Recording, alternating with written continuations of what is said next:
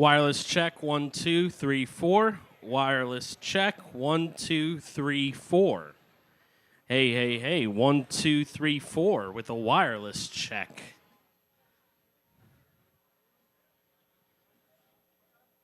One, two, three, four.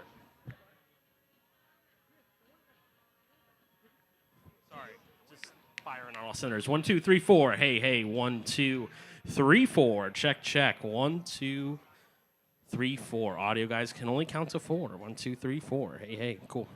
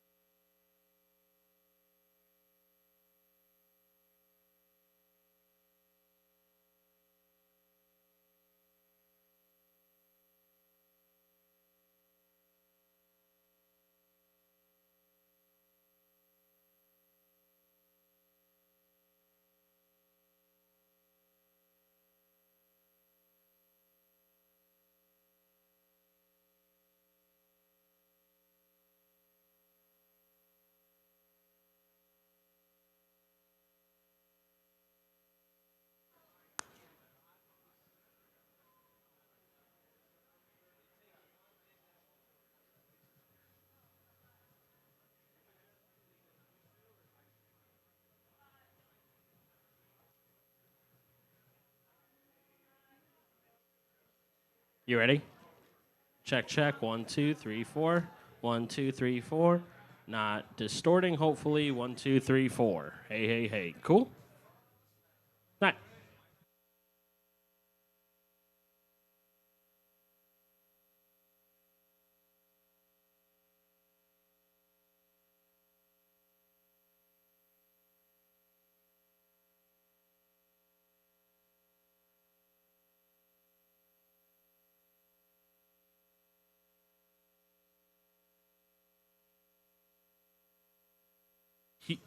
The Human Torch was denied a bank loan. 1, 2, 3, 4. Hey, hey, hey. Ew, what is that? Is that mine? That's not mine.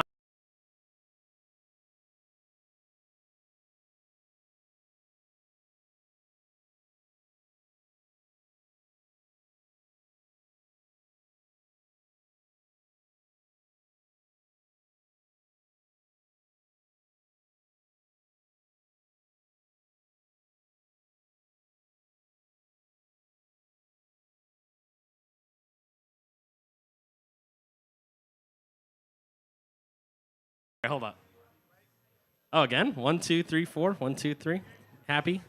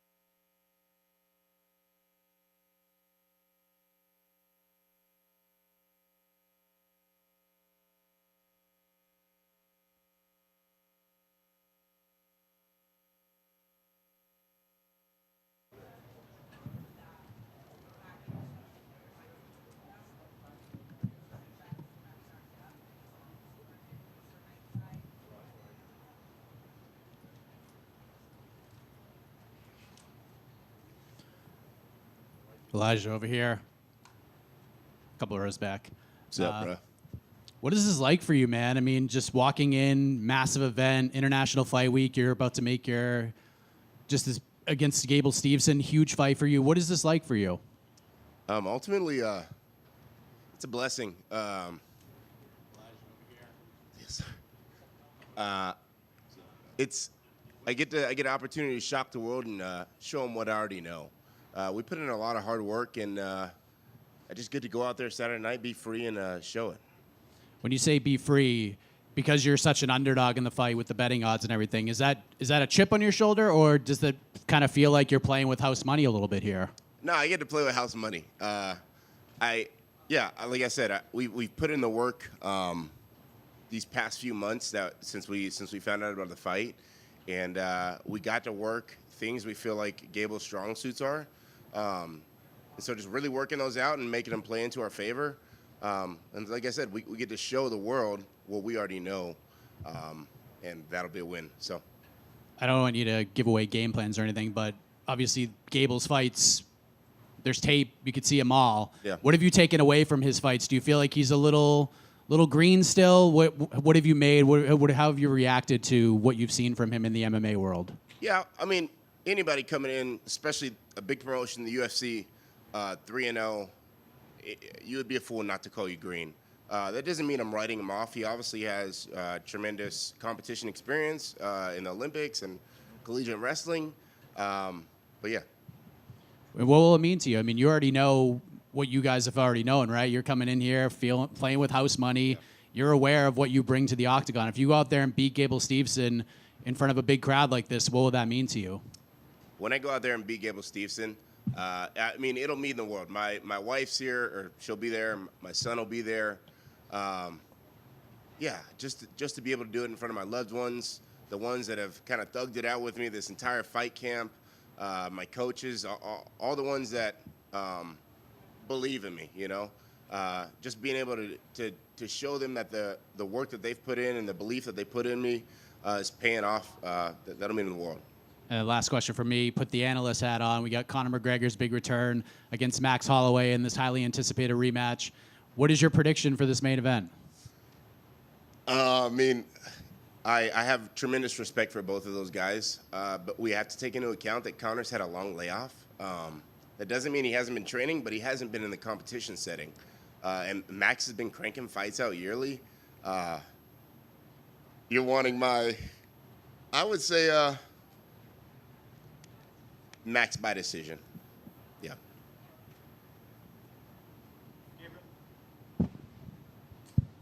Hey, Elijah.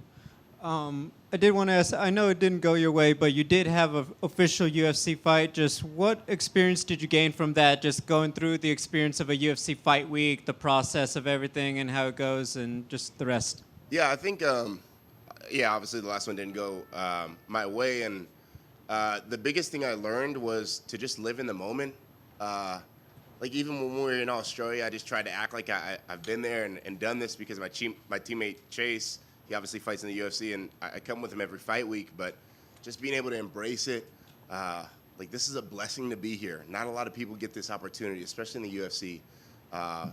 And yeah, it gave me fight week experience. It showed me some things I need to clean up a lot in my fight game, and we've been able to do that. That's why the layoff was so long.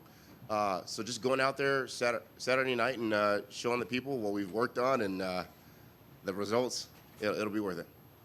This is going to be probably a lot of fans' introduction to you, respectfully. Can you tell us a little bit, how did you get involved in mixed martial arts and were introduced to it? Yeah, so I used to be a police officer, and first responders we see a lot.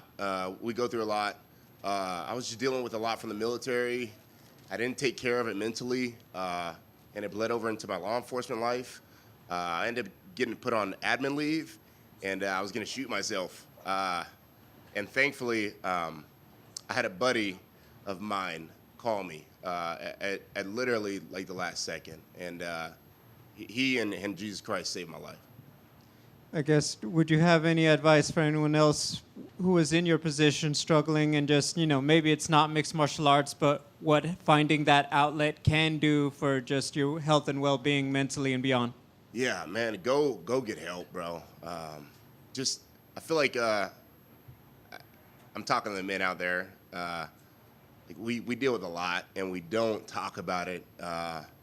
Go get help. Go talk to somebody. Ultimately, like martial arts has been a good outlet for me, like a therapeutic wise. But therapy, man, don't be afraid to go talk to a therapist, man. Tell them how you feeling, and get whatever you're dealing with off your chest. Finally, on a bit of a lighter note, it's not every night you get to fight on a Conor McGregor card. Who in your circle was most excited to know that you're going to be sharing the night with obviously one of the biggest superstars out there? I don't know if they've expressed it or not. They've tried to keep it low key to keep the pressure off me. But I would say probably both my coaches, Javier and my coach Jeff, they've probably been, shaking in their bridges a little bit. But it's a blessing to be here, man. Over here in the middle. As far as training partners, did you bring anyone in to kind of emulate Gabe? I know obviously it's hard to get someone that high level, but take me through camp a bit and just who you got to work with. Yeah. So my coach Jeff, because I'm from Seattle, so he kind of gave me the blessing to go down to Arizona and train with Waldo, and so Coach Javier he'll be in my corner. But getting sparring rounds with Waldo, getting sparring rounds with Tyrell Fortune, who is also an Olympic wrestler. I mean, yeah, you can't get that kind of experience anywhere, and I was able to go down to Arizona and get the kind of best of both worlds, the striking and the wrestling. Do you see yourself going down there in the future just with the high-quality training partners you get down there? Oh, absolutely. I mean, just nothing bad about my partners in Washington. I just don't have any heavyweights up there. Yeah. But, yeah, everybody's super smart, super respectful. They all gave me positive feedback, things I needed to work on at the time, and they gave me the space and opportunity to work on those. And how much of an impact has Coach Javier had on you? He's a former fighter. He's been through it all. And you look at some of the talent he's produced out of that gym, especially Waldo with the run that he's been on. Just how much of an added benefit has that been sort of going into this, especially as a cornerman? Oh, man, it's been a blessing. Like you said, like just his wealth of knowledge and the fighters that he's put out. We've created a solid game plan between him and my coach Jeff that we'll get to go out there Saturday night and show the world. But yeah, it's been a blessing to have him in my corner, and just a friend as well. Elijah, back here. Just obviously, Gable's been sort of a big name in combat for a while. I know that like everyone in America was watching in the Olympics. When did he sort of first come on your radar? And at any point did you watch him and kind of like did you watch the Olympics? And go, it'd be great to compete with someone like this one day. So it's funny. His first, whenever his first MMA fight was, it was obviously posted all over social media, and I just had a gut feeling, man. I was like, they're gonna make this matchup one day, because obviously, they're trying to get him to the UFC, or they were trying to, and it's literally the night they announced it. I turned to my wife and kid. I was like, yeah, they're gonna make this fight, and I got a call Sunday morning. My coach Jeff was like, hey, you're fighting Gable. I had a great feeling. I told him it was a good fight. It's a good matchup. Maybe not to the outsiders who don't see the work that we're putting in, but to me and my team, it's a great matchup. Well, speaking about those outsiders, and like I guess people presumed because of his pedigree that he was just gonna get signed and immediately be fighting like top 15 guys or guys who were in that vicinity, and then you were getting a lot of like disrespectful talk on social media. Did you see a lot of that? And what's kind of your message to the people who are saying who's Gable fighting? Or are these people who are disrespecting you? Oh, I don't care, man. Fans are gonna say what they're gonna say. They'll see Saturday night. I think people forget that the UFC is the best fighters in the world. So we're taking the best in the world and placing up against the best in the world. So writing off any UFC fighter is ridiculous. And speaking of the best in the world, obviously when you get in there on Saturday night, you're facing Gable Steveson, but also right behind him in the corner is going to be John Jones. Looking forward to putting yourself against Team Jones as well? John Jones isn't in the octagon, so it doesn't matter to me. Gable's going to have to make the decisions that he thinks are the right ones in the octagon. Obviously, you have your corners talking to you, but fight game is real fast. So things can happen in a split second. So who's in his corner, it doesn't faze me. Thank you.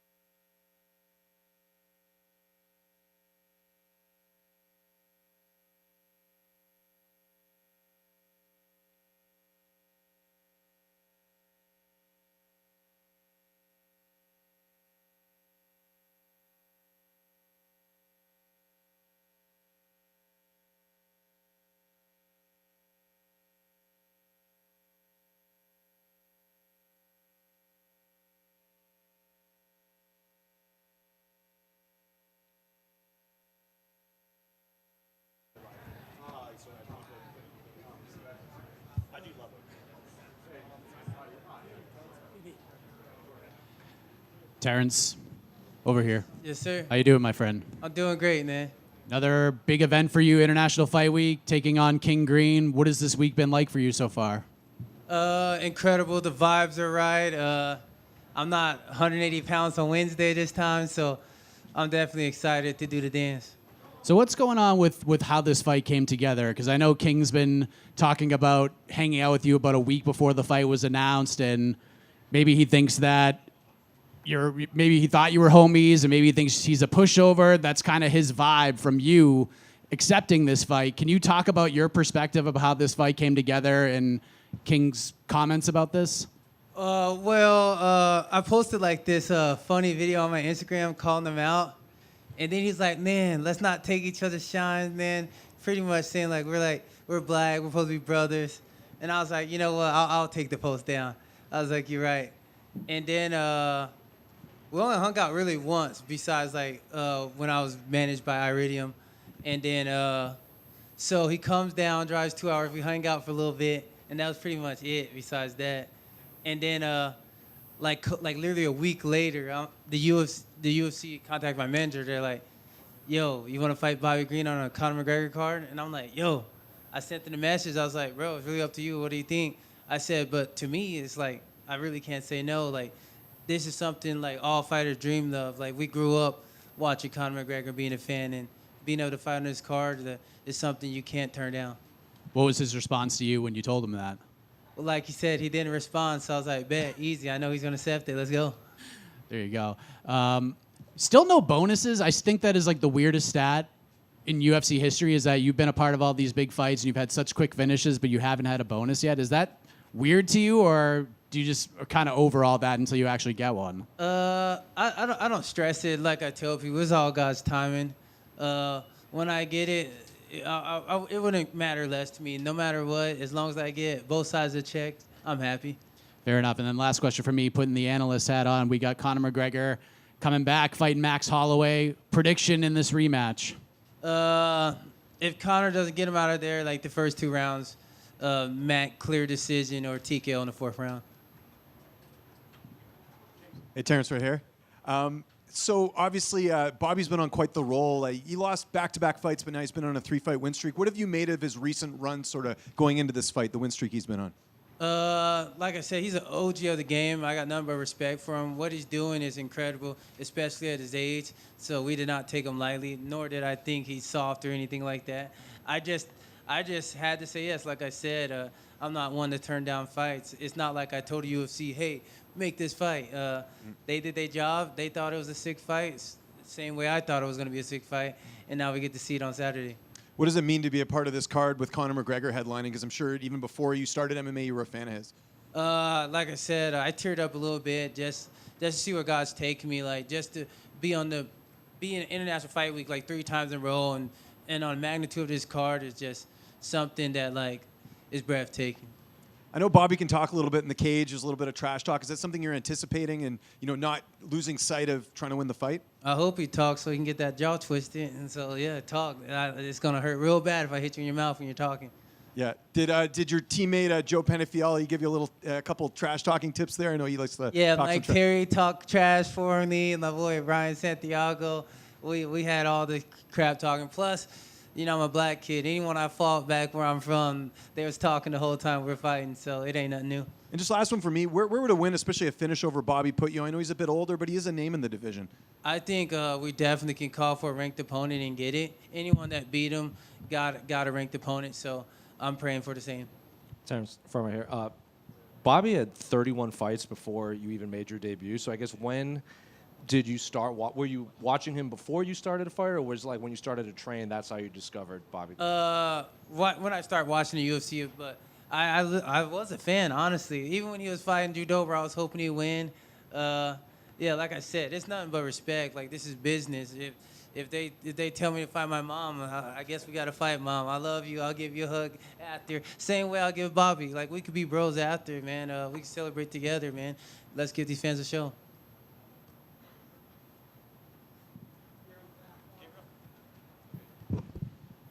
Hey, Terrance, I just wanted to ask, can you go into detail everything that was going on with that fighter retreat in Colombia that you posted about? Because that thing just looked absolutely awesome. I think a lot of people would love to know more.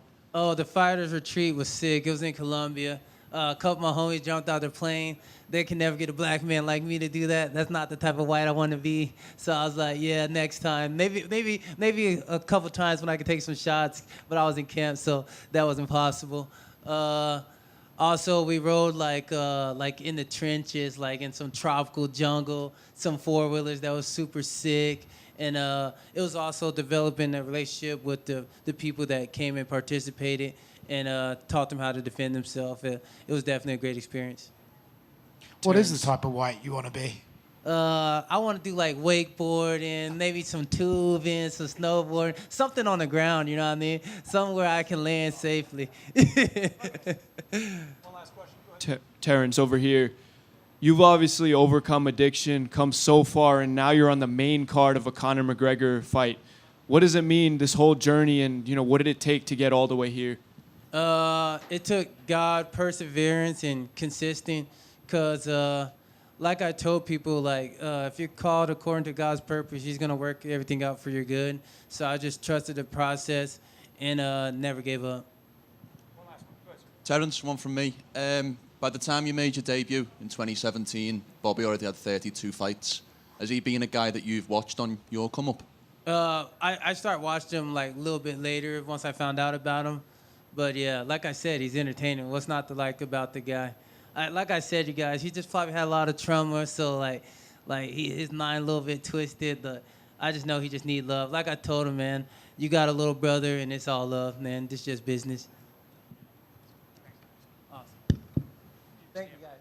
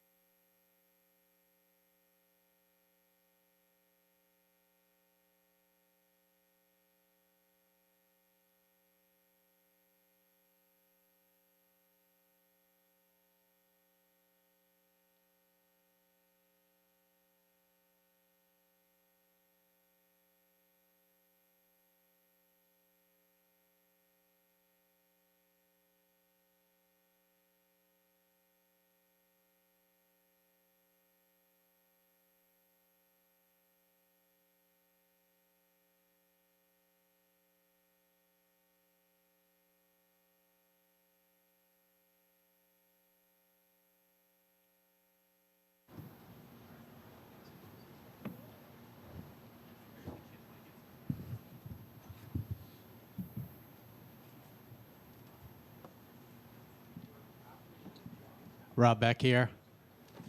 Over here in the corner. How you doing? Light heavyweight Robert Whittaker. How does that sound a few days before a big fight? The best. The middleweight Rob Whittaker chapter has closed. I'm very happy as a light heavyweight. It is honestly life-changing. I recommend it to anybody. How so? How is it so life-changing? Obviously, not having to cut all the weight is big, but what do you do with all this extra time now? I still do have to cut weight. It's just not as brutal. It's not as bad. And I was able to fuel myself much more during the camp. Recovery was much higher. My moods were better. Everything was just much better for it. Fighting on the prelims is something you have not done in over a decade. Do you like this? So you can sort of get out a little bit earlier, have a little more family time? What was your reaction to being on the prelims? Yeah, I guess at first I was a little butthurt. Ego is a thing. But I quickly started seeing the silver lining. It's less to do, earlier fight, in and out sort of thing. But then I got shafted and still have to do all the media that I normally do anyway. So, yeah. But it's cool. It's cool. It's an amazing card to be a part of. I'm thankful for the opportunity to be there. Like I said, middleweight Rob Whittaker, the chapter has closed. This is light heavyweight Rob Whittaker. I'm here to start it's a new chapter. It's a new page. So I'm looking to get in there, test the waters with Nikita. Tough guy. Yeah, look to have some fun. What does it mean to you to have your whole family here with you? All your kids here, going through this process of this new journey of light heavyweight Robert Whittaker. What has that been like this week for you? A big prompt into why I made so many changes was that I didn't enjoy the last couple camps and last couple fights. And honestly, things had to change. Otherwise, I wasn't going to continue. So I made the changes. I moved to light heavyweight. I did the back end of my camp at City Kickboxing just for the bodies and stuff. I brought my entire tribe with me to the fight itself. And honestly, it really is life-changing for me. I'm enjoying the journey. Normally, by this period, I'm hungry. I'm waterloading. I'm just longing to go home. I'm missing my wife and kids. And, I guess I'm just counting down the days until it's over, where I feel fighting requires such a higher degree of focus and, attention that you can't be looking past it. So to want to just go home, is kind of splitting my attention. So, I'm in a really good place right now. And then last thing for me, we've seen you on the desk. We've seen you do sort of some analyst work. Let's put that hat on. Conor McGregor, Max Holloway 2, who you got and how? There's a lot of variables in this fight. I guess Conor hasn't been in the firefight for a long time. I don't know what sort of work he's been doing outside of the octagon, but I'm sure it's just not the same. If you're not in competition, it's not the same. So there's that factor, as well as like bouncing back from that leg break, bouncing back from things. It changes you. Time changes you. So there's that variable, and then there's also the look that Max is at 170. We haven't seen him at 170. He's a volume cardio sort of striker. So to see him at 170, where generally speaking, the higher the weight divisions, the less cardio, the less type like faster cardio, I guess, than like featherweight and whatnot. So it's hard to say. Like I'm going to be backing Max because I like him, but I think he gets it done. He's been battle tested a lot. He's been in the game. He's had these 5-round fights. He's had to grind through it. I think getting comfortable outside of fighting and being away from it so long is really going to impact Conor. Especially a guy like, I feel like his superpower when he was coming in, obviously his swagger and his ability and striking power and prowess is undeniable, but I think he was hungry.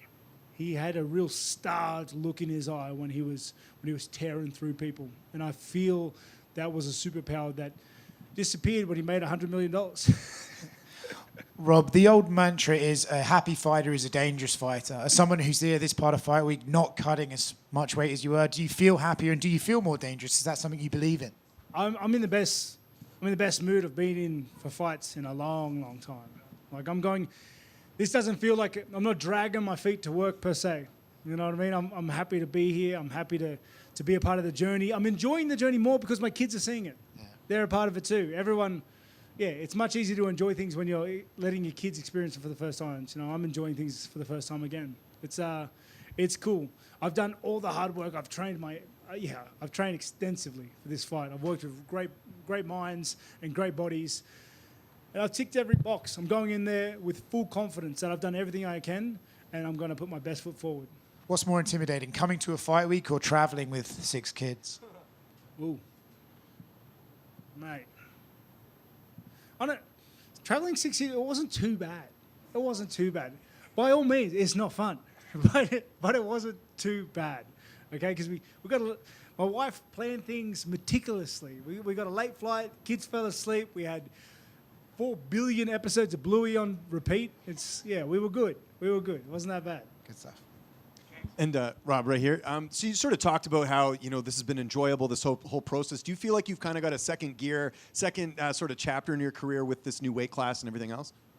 Well, definitely. Like, let's be honest. Like, I don't want to be fighting for another 5 years by any means. I've got other things I want to do. I want to play Masters soccer and things like that. But I definitely have a few more in me now because the way I was feeling after the last couple of fights, the cams, the drained, like how drained I was for him, how much of a grind it was, and like I said, dragging my feet to get to everything. comparatively, I have like a new love and lease on the game. Yeah, and then also, we talked about training a bit at City Kickboxing. Is that something you see yourself doing in the future as well? That you want to get that added extra training in? Without a doubt, not just for me, but for those boys too. We've almost we've developed a really good relationship with Eugene and the boys there at CKB, and we definitely look to continue, that relationship. I feel like I've joined their team. Like they welcomed me wholeheartedly. I did the last bit of my camp there, as well as like just the ability to go back to New Zealand. It's where I was born. I got a lot of family there. It's good manner. And obviously we're a ways away from this, but with Alberg being the champion, is that something you're worried about? Just because obviously there's a relationship there. Nah, because I don't fight people I eat with. Yeah. So it's pretty straightforward. We talked the other day about the Khamzat Chimaev fight with Sean Strickland. One thing I didn't get to ask you was, do you feel like that was the same Chimaev that fought Strickland that fought you? Mate, can't answer that. Because anything, I don't know why. Anytime anyone makes any excuses about anything, you just see all those cope memes popping up everywhere. It's taking my head off. But honestly, I'm more in the camp now that Strickland is the anti-hero. Dude's got an ability to just upset the odd makers, and I don't know. I never fought him, but there's obviously something there that he does that just throws people off, and he can just beat them up. It's cool. It's cool to see. And just last one for me. Did you guys switch up the games? I know you were getting a bit tired of Pokemon. Are your kids still on that or no? Oh, dude, nah. Pokemon's done for me. I bought it, played with the kids a little bit, but it's just not my cup of tea. My kids froth on it, and they're still battling and doing their things. But my Pokemon days are over, mate. Rob, right here. Oh, sorry. Good. I was just going to say, obviously Nikita started his career as a heavyweight too. If you're able to go in there and kind of push him around and your strength feels pretty good, is that just even further validation that this is a weight class where you can thrive? I don't need a validation. I know this is my weight division. I'm never going back down to middleweight. That fella is gone. Let alone, we have, who is it? We have Chimaev, we have Derrida, we have Costa. They're all light heavyweights now. So it's like I've already danced with some of them. You know what I mean?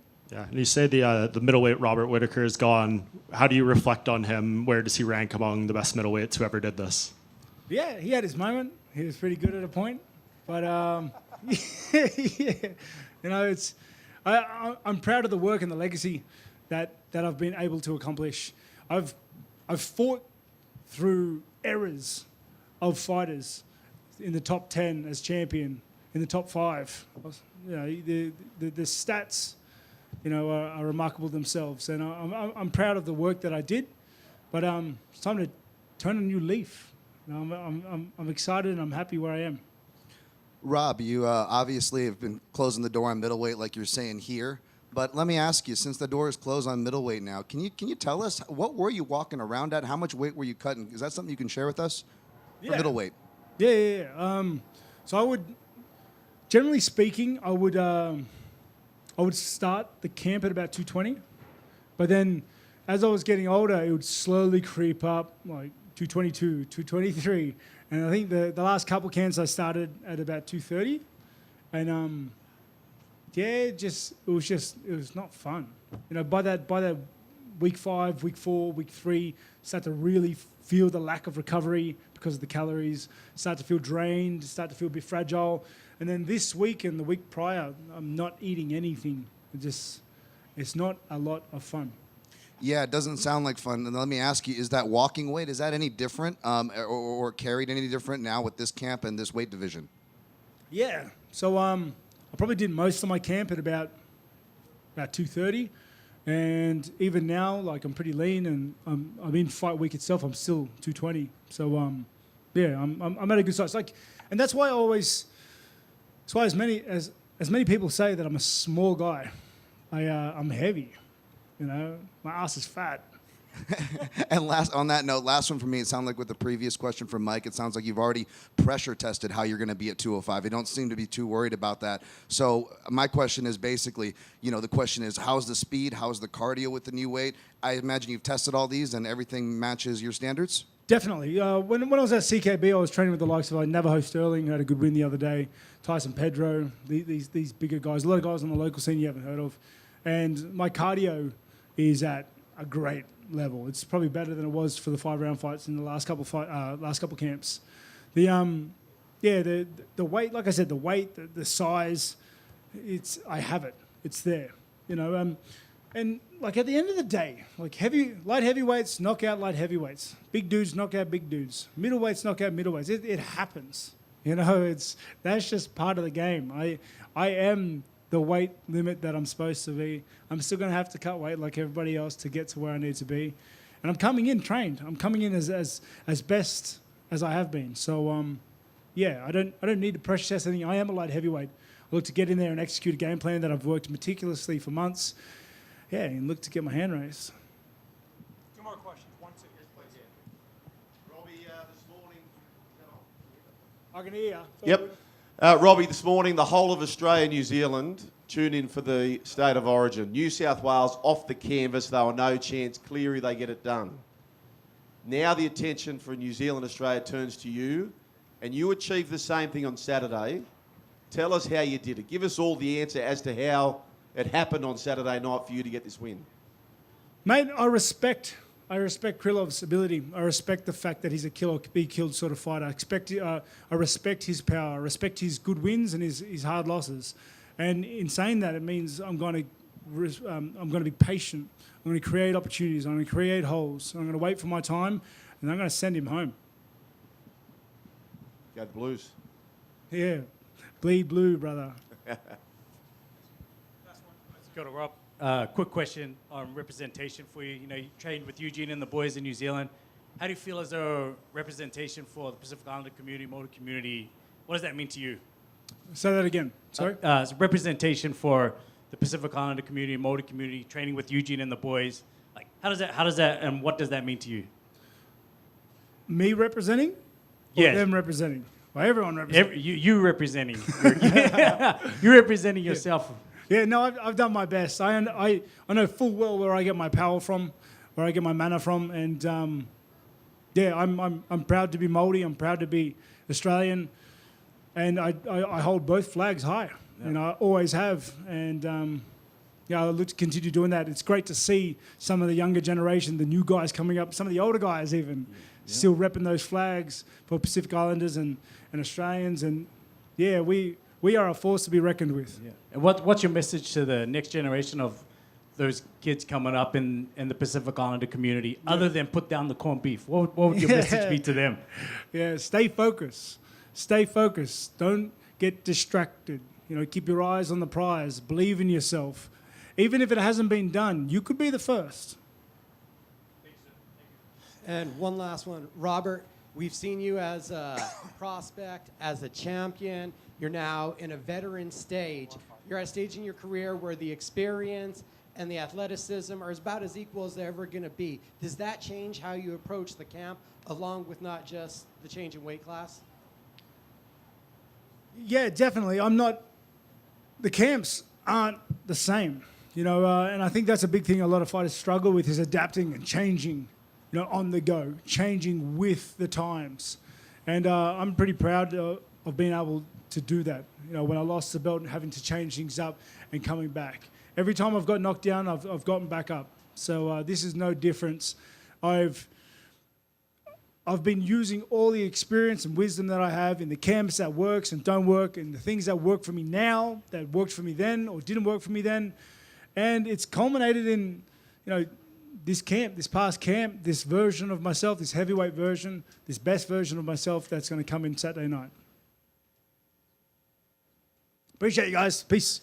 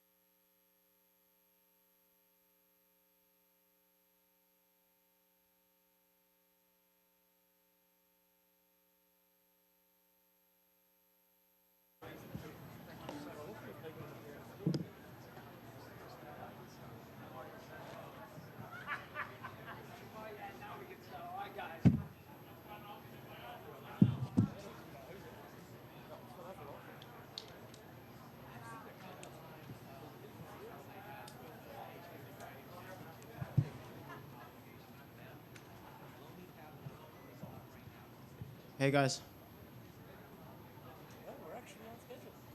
Lonnie over here. Am I looking? Things are moving very fast for you right now. You getting main events on short notice, and now you're in International Fight Week. How would you describe this sort of whirlwind start to your UFC career? Yeah, it's awesome. You know, these are the moments I live for, and you know, I get to do this, so I'm here for the journey. And then the fight with Brandon Moreno was an incredible performance. I think you opened up a lot of eyes with that fight. Have you felt the impact of what you did that night with the fan base and on social media and stuff like that? Have you noticed sort of this influx in popularity and people believing in you after that performance? Yes and no. Obviously, it's really nice, like growing a fan base, and I feel like I have very supportive fans. You know what I mean? But for me, I don't focus on that too much. It's just more about what's next and how do I get to where I want to be. And then going from one Brandon to another and doing so on this big card. What was your reaction when you found out that Brandon Royval was the opponent? Oh, I was excited. You know, he's a great fighter. He's an exciting fighter. I think it's going to be an exciting fight. So I'm very looking forward to it. And what does a win do for you here? Like, flyweight's obviously very interesting right now. We're still waiting on Josh Van to fight Pantoja again, but you're obviously in the mix if you can go back-to-back with the Brandons here. So where do you think a win puts you on Saturday? Yeah, I think it puts me in good stead for a title challenge, you know. I fought Brandon Moreno, who's a former two-time world champ. I'm fighting Brandon Royval, who has fought at that level. The last person that fought him got a title contender shot, so that's what I want to do. And then last thing for me, kind of putting the analyst hat on, Conor McGregor's fighting Max Holloway in the main event. You're going to set the table for that fight. How do you think the night ends? What's your prediction for that fight? I've been asked this so many times. I can't give a prediction, you know. I obviously, Conor being half Irish, I want to back Conor, but I also love Max Holloway. I grew up watching him. So I'm just excited to watch that one as a fan. Lonnie, right here. I know you wanted this fight in Macau with Royval, and you said he turned it down and stuff. In hindsight, is this the better circumstance to get this? The platform, the timing, the opportunity, and the stage here? Yeah, definitely. You know, obviously fighting back in Macau is technically my hometown, you know, where I'm from Hong Kong. My mom's from Hong Kong. But this is the biggest card of the year on such a great card. Yeah, I couldn't have asked for better.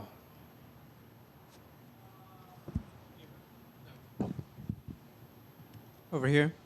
I did want to ask about that with Max. On your UFC.com bio, it says that Max Holloway is one of your favorite fighters. As a young guy coming up, I know obviously you've had, you know, time in the UFC a minute, so maybe not starstruck, but what does it mean to you? You get to fight on a card as one of the guys you really did admire growing up. Yeah, it's awesome, you know, and talking about starstruck, if I see him, I'm like, oh, that's Max Holloway, do you know what I mean? The little child of me comes out, but I look up to Max, and I think he's been at the top for so long. Do you know what I mean? And he's always had exciting fights, and I like his mindset going into things. So, yeah, you had to tell me 5 years ago I'll be fighting on a card with Max Holloway and Conor McGregor, I would have told you to go do one, you know? Having a multicultural background yourself, are there specific places you would like to go fight? Just if the UFC says, hey, you want to travel here, there, etc.? Oh, everywhere and everywhere, you know? I think that's one of the best things about the sport. I get to travel to places that I would never really think about going to. You know, my big thing was to fight in China, being half Chinese, fight in London, being from London, which I've done, fighting in the States in the T-Mobile Arena is definitely one to tick off. So wherever and anywhere they send me. Final question. For people who never experienced it, can you put into words what that's like to go into enemy territory in somewhere like Mexico City? You're like second round with Moreno, and you're just, you know, you seem to be very in the zone and getting fist to face, it seems like, as you want it. Just what is that moment like being inside of that? Oh, it's insane. It's hard to put into words. It's hard to describe.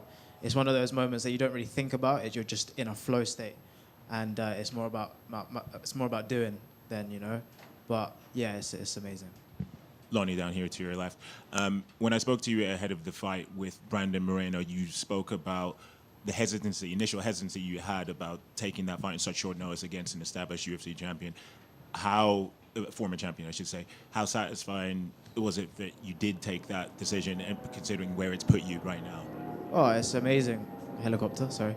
Yeah, it's amazing. Obviously, there's always going to be doubts when you take a fight, you know. But I believe I have the best team in the world, and we're going to continue to get better every fight.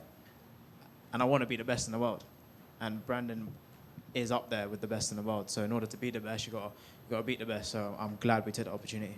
And I know you say you don't watch too much tape, but stylistically, from what your coaches Michael Pham and Ashley Grimshaw have told you about Brandon, how do you foresee this fight playing out? I think it's going to be a striking fight. You know, Brandon comes to throw down, and I think it's going to be an exciting fight. And I think stylistically, it's a good fight for me. Cheers, man. Thank you. Loney here in the back. All the So- way to the back to your left. Oh, yeah, yep. Sir, you're starting to build your reputation. Your composure has been a major strength of your game. Is that something that you've always naturally have, or is there a specific moment where it started to develop? No, I think it's something that you work on, right? Like your mindset and everything like that is a skill that you can continue to work on and continue to develop. You know, I work with psychologists. I work with a psychologist, which helps massively, and it's just about being able to control your emotions and use them when you need them, you know? Thanks, sir. Thank you. Lon? Hello. There's a video that went viral of your UFC debut walkout where Ash tells you to slow down. I think the quote is, "You walk when you want." How important is taking in the moment on Saturday night as you make the walk for the first time? in the Of team course, goal? of course, it's super important. Like that, in that moment, it's your moment. Do you know what I mean? You got to soak it all in. You got to play it out how you visualized it for so long, and it's your moment. No one can take that away from you. So you got to enjoy the process as you're doing it. Best of luck. Thank you. Just one outside the fight. What are your thoughts on just right here? How you doing, What are your thoughts on Arsenal's season this year? We're doing well. We did well. You know, yeah. I'm glad that we got it done. On over here, back here, back here. Oh yeah, Back sorry. here. Sorry. Yeah. So Ilya Topuria has given you a lot of praise. He's believed in you for a while now. I wanted to know, what does it mean to get the praise from someone like him, and how do you think he'll bounce back from his last fight?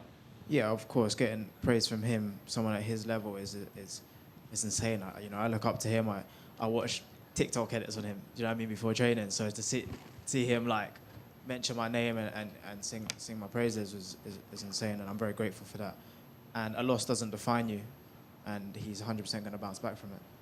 And did you guys ever get to talk about fighting together, or is that somebody you're willing to learn from in the future? No, 100% willing to learn from him. I haven't spoken to him too much. Obviously, he came backstage before one of my fights, and in that moment, you're very like locked in on the task at hand. But he said nothing but nice things. He's a really nice guy. Best of skill. Thank you. Lonnie, back here to your right, back here. You talked about kind of the level of Brandon Royval as well as your last opponent, who was also Brandon. What do you make of Royval's last two fights, and specifically, what do you think of his performance against Josh Van? I think it was a very good performance, and it was a very exciting fight, you know. And it shows how game he is to fight.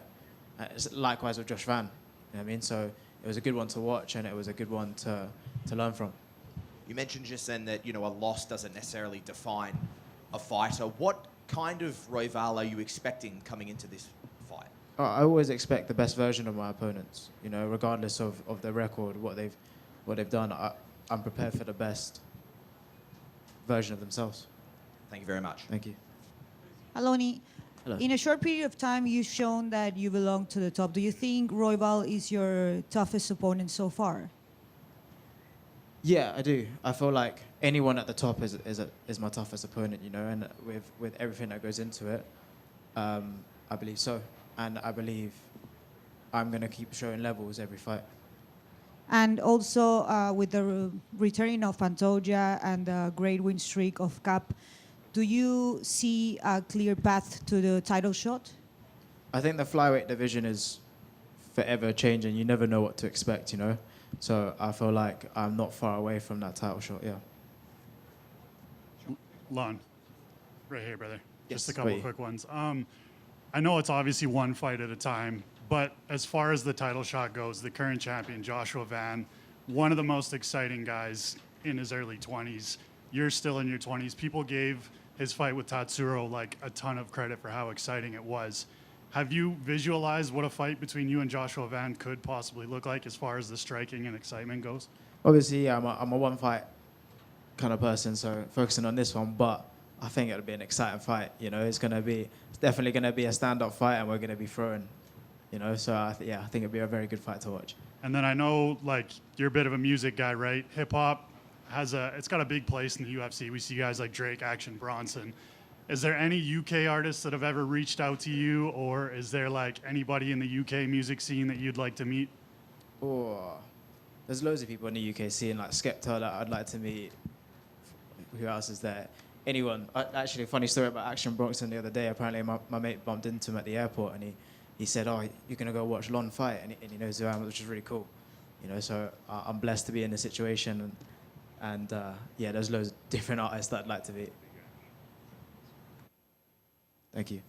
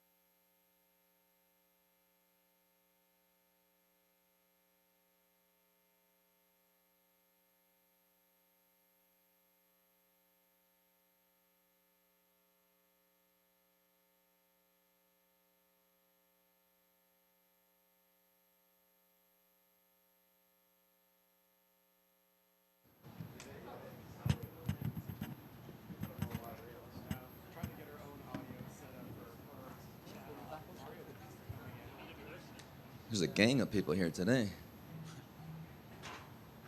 Mario back here.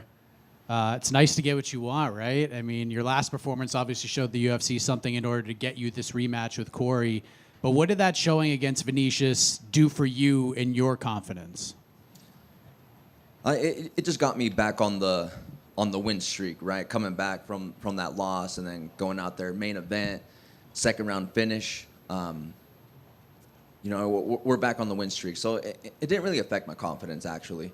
I just knew I just had to get back in there, fight here in the States, and that was pretty much it. I know Cory's done some interviews, and he doesn't really consider this a rematch just based on how the first fight came together. Like, how do you view the first fight? Because you took it on short notice. It was your UFC debut. Do you use that as like a chip on your shoulder, or do you view it as a fight that kind of didn't happen because of the circumstances?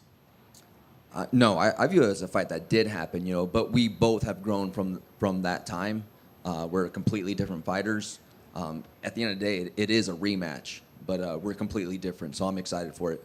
How much has he changed in your opinion? Like how much has he evolved in your eyes, and what were your thoughts on his performance against Merab? I don't think he's changed too much, actually. I think he's always been a striker. I think he's always going to be a striker. But if he's grown in any way, it's just in these big moments, the title shot opportunities, these big names. I think that's how he's grown. Sean O'Malley set the tone for the team with a nice knockout at the White House. How did you react to that? I know you have a close relationship with him, and how much of a boost did that give you heading into this fight? Yeah, I mean, Sean doesn't really train at our gym anymore, but I was happy for him. I'm glad that he got a finish. You know, he's coming off those hard losses, you know, against Merab, and so I was excited for him. And last thing for me, I've been asking everybody this, but Conor versus Max, the rematch. You know, your rematch is going to take place first, but it's going to end with another rematch. How do you think the night ends? What's your prediction for the main event? I got Max Holloway in that fight. Yeah, I think I think the longer the fight goes, it's going to play more into Max's hands. Mario, from right here. I saw an interview where you were where you said someone in the UFC tagged you in the highlight of Cory's submission over you on Instagram, and you were very confused by it. Did you ever get to the bottom of that now that you're here at Fight Week? No, I mean, I actually seen, I think the UFC posted it up that, I was like, dang, I'm like, they're going to do me like that, for the promotion. But it's whatever. It was 7 years ago, so I wouldn't even be happy with that highlight if they had to pull that out. Hey, Mario, how's it going? How's it, brother? So we sort of talked about the fact that obviously Conor McGregor's headlining this card. Does this fight week feel a bit different than other cards just because there is obviously going to be a lot of eyeballs for Conor on this one? A little different. I've been on big cards before. But yeah, it's looking to be pretty big. So I'm excited to be on this card. It's going to bring a lot of eyes to the rest of us, on the main card, the prelims and stuff. So it's cool. I know Mike talked about Sean O'Malley, but what about Marcus McGee, your good teammate and guy you train with all the time? He got a big win, and I know he was kind of sidelined for a while, and I know you two sort of go in the room a lot together as far as the rounds. Mm-hmm. How about his win and just him getting that win back? How much did that sort of impact you guys in the room? Well, he wasn't coming off a win. He was coming off a loss. The loss, yeah. To Piotr Jan, the champion. And then I don't know what was going on, but for a whole year, pretty much. And then they gave him someone that had, I think, 2 fights in the UFC. But whatever, I was happy for Marcus. Now he got the ball rolling now, and I'm excited for any opportunity he has now. And I know you've done a lot of sort of coaching at the lab, and I know a lot of guys look up to you. You train with a lot of younger fighters. Like, how much support have you had going into this fight? Because this is a big one here. If you get this win over Cory, it's going to really propel you up the rankings. How much support have you had sort of going into this one? It's been huge. Like at the beginning of camp, it's kind of I do my own thing. I just go in there, train.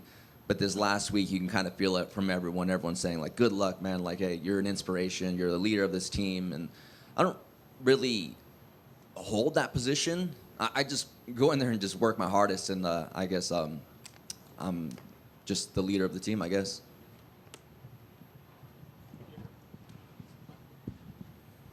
Hey, Mario. Good to see you again. One note, if you could go back, where would you say or how would you describe where you were at in your skills and in your career when you went into that first fight with Cory Sandhagen? At that time, I was working, pretty much full-time as an auto glass installer, working out in Phoenix during the summers. I was in debt, so I was completely different, I wasn't training as much as I do now, but I'm completely different now. Now I do this full time. I've been doing this full time for 7 years. I've had big opportunities, big fights. So it's completely different. In that time, obviously many UFC fights since then. What are you most proud of in terms of the growth of your game and what you've been able to develop as you've been at this level, obviously in a competitive division in UFC? I think just dealing with these high pressure moments, these big fights, I've gone through a few now. Because when you're 6-0 and you get tossed into the UFC like that, it's a lot to take in. I kind of look back and that's a lot for a young fighter. Now I've gone through so much, like you said, experience, big fights. So I see it a little bit different this time. Who in your circle of friends or family is most excited that you're on a Conor McGregor card? I don't know if there's anyone too much. Probably teammates, I would say. Teammates are pretty excited. It brings a lot of eyes to the fight card and to myself. So, if anything, it's teammates. Mario, over here. A couple of years ago, Conor McGregor was tweeting against you because of the Jose Aldo fight. I know you defended yourself. Have you guys had any interactions this week? Are you guys chill vibes? No, I haven't seen him. I haven't seen him at all this week. So. It's whatever. I'm focused on my fight. I'm sure he's focused on his, but it's whatever. And it seems like the narrative around you has changed because you've been in a lot of interesting fights. It was just one lackluster fight. You got a lot of praise for the Umar fight. Have you felt that love from the fans and the respect from the public since? Yeah, definitely. Especially after that Aldo fight, had that patchy mix, and a lot more from that Umar fight than Patchy for sure. So it's pretty cool. I mean, if you look back at my last 4 or 5 fights, that is the one off, and we all go through things through camp. So, but I'm fully prepared today. Mario, I spoke with your teammate Jose Delgado last week, and he said what he thinks makes you one of the best bantamweights in the world.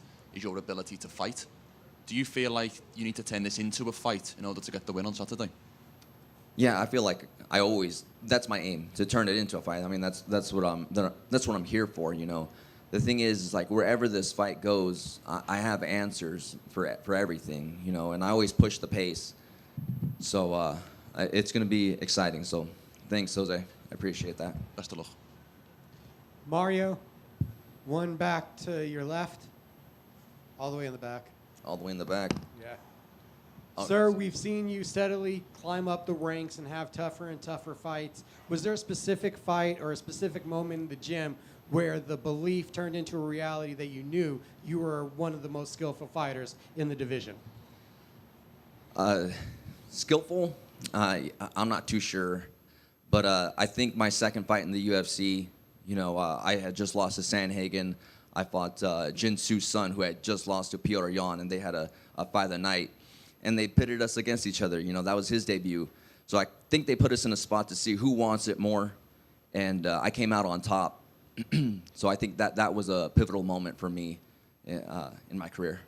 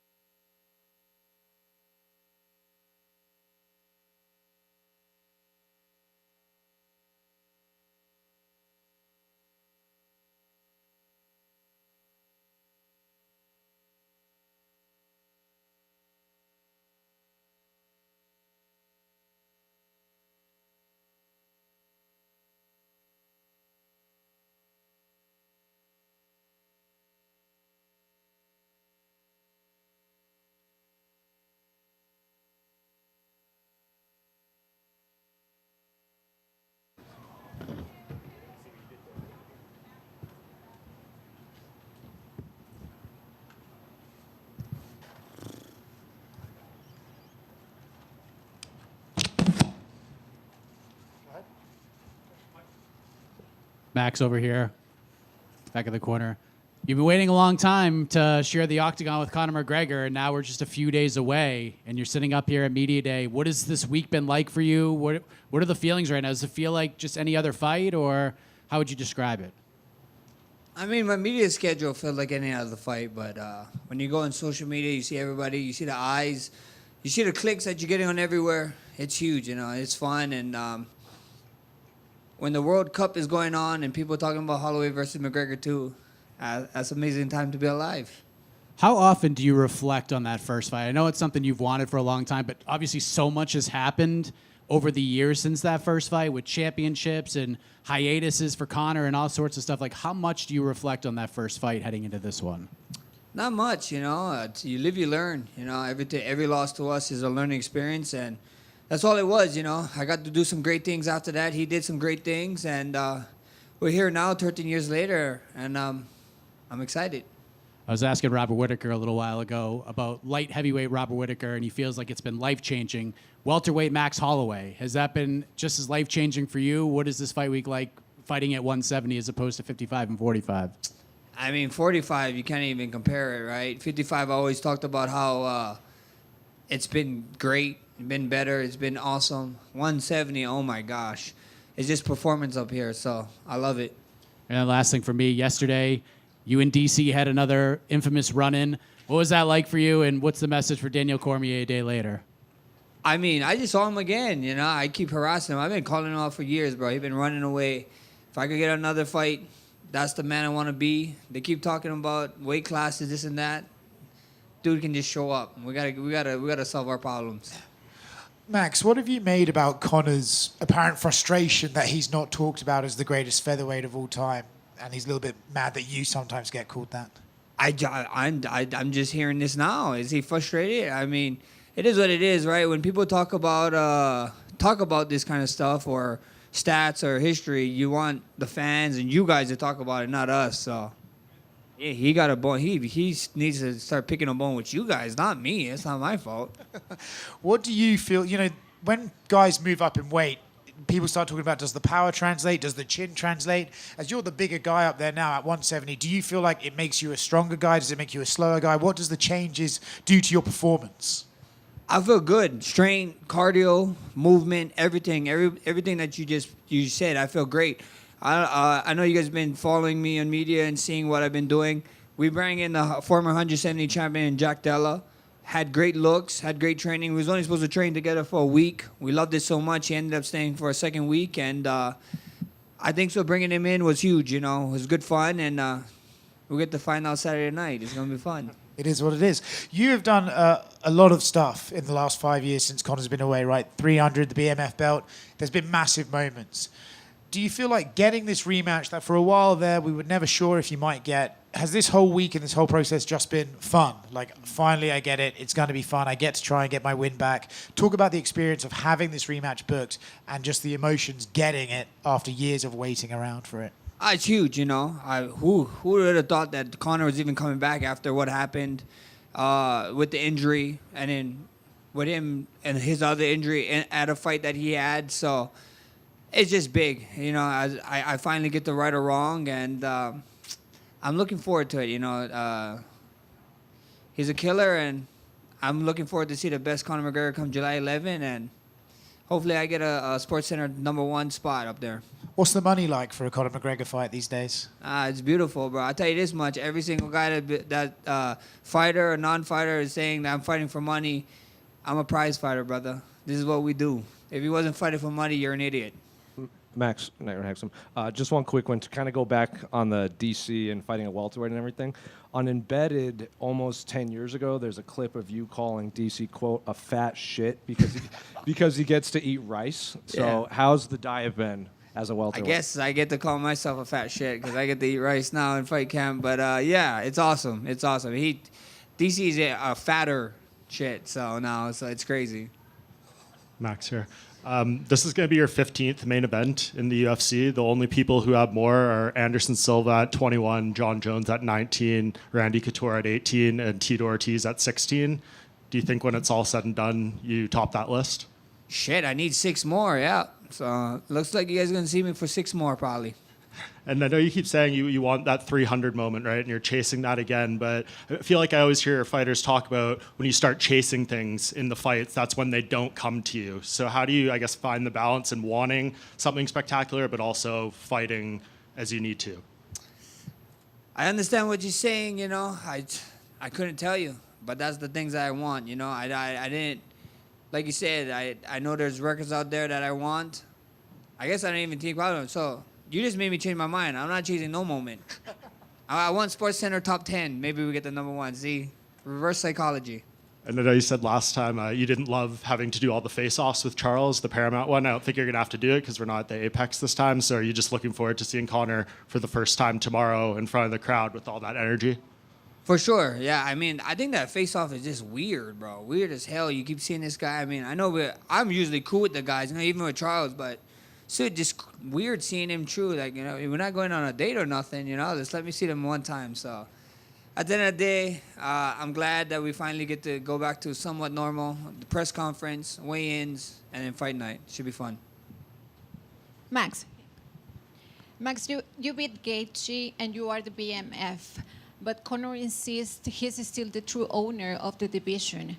What are you going to do this Saturday to prove his time has passed?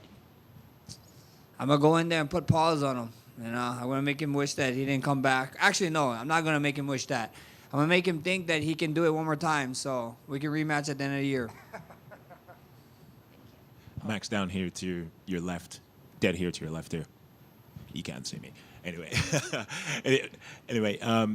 I feel like the consensus among most MMA fans, given Conor's layoff, is that you should walk right through him, particularly with your volume-heavy style. How is it competing with the pressure of being the one who should come out with the victory? I mean, that's crazy talk, right? A lot of people, a lot of fans is counting Conor out, which is crazy. I mean, a lot of people count Justin Gaethje out. I mean, this is different. This is different situations, right? But this guy has unlimited money. You know what I mean? He has a lot of connections. He's coming back from a crazy injury. He supposedly found God. His kids is going to be here at the fight. I saw Tim Grover in a picture with him. I don't know if that's the coach now, but he's doing all the right things. You know what I mean? So I'm getting ready for the most dangerous Conor McGregor we ever saw, and nobody's telling me otherwise. Because once you start overlooking people, things don't go too well for you.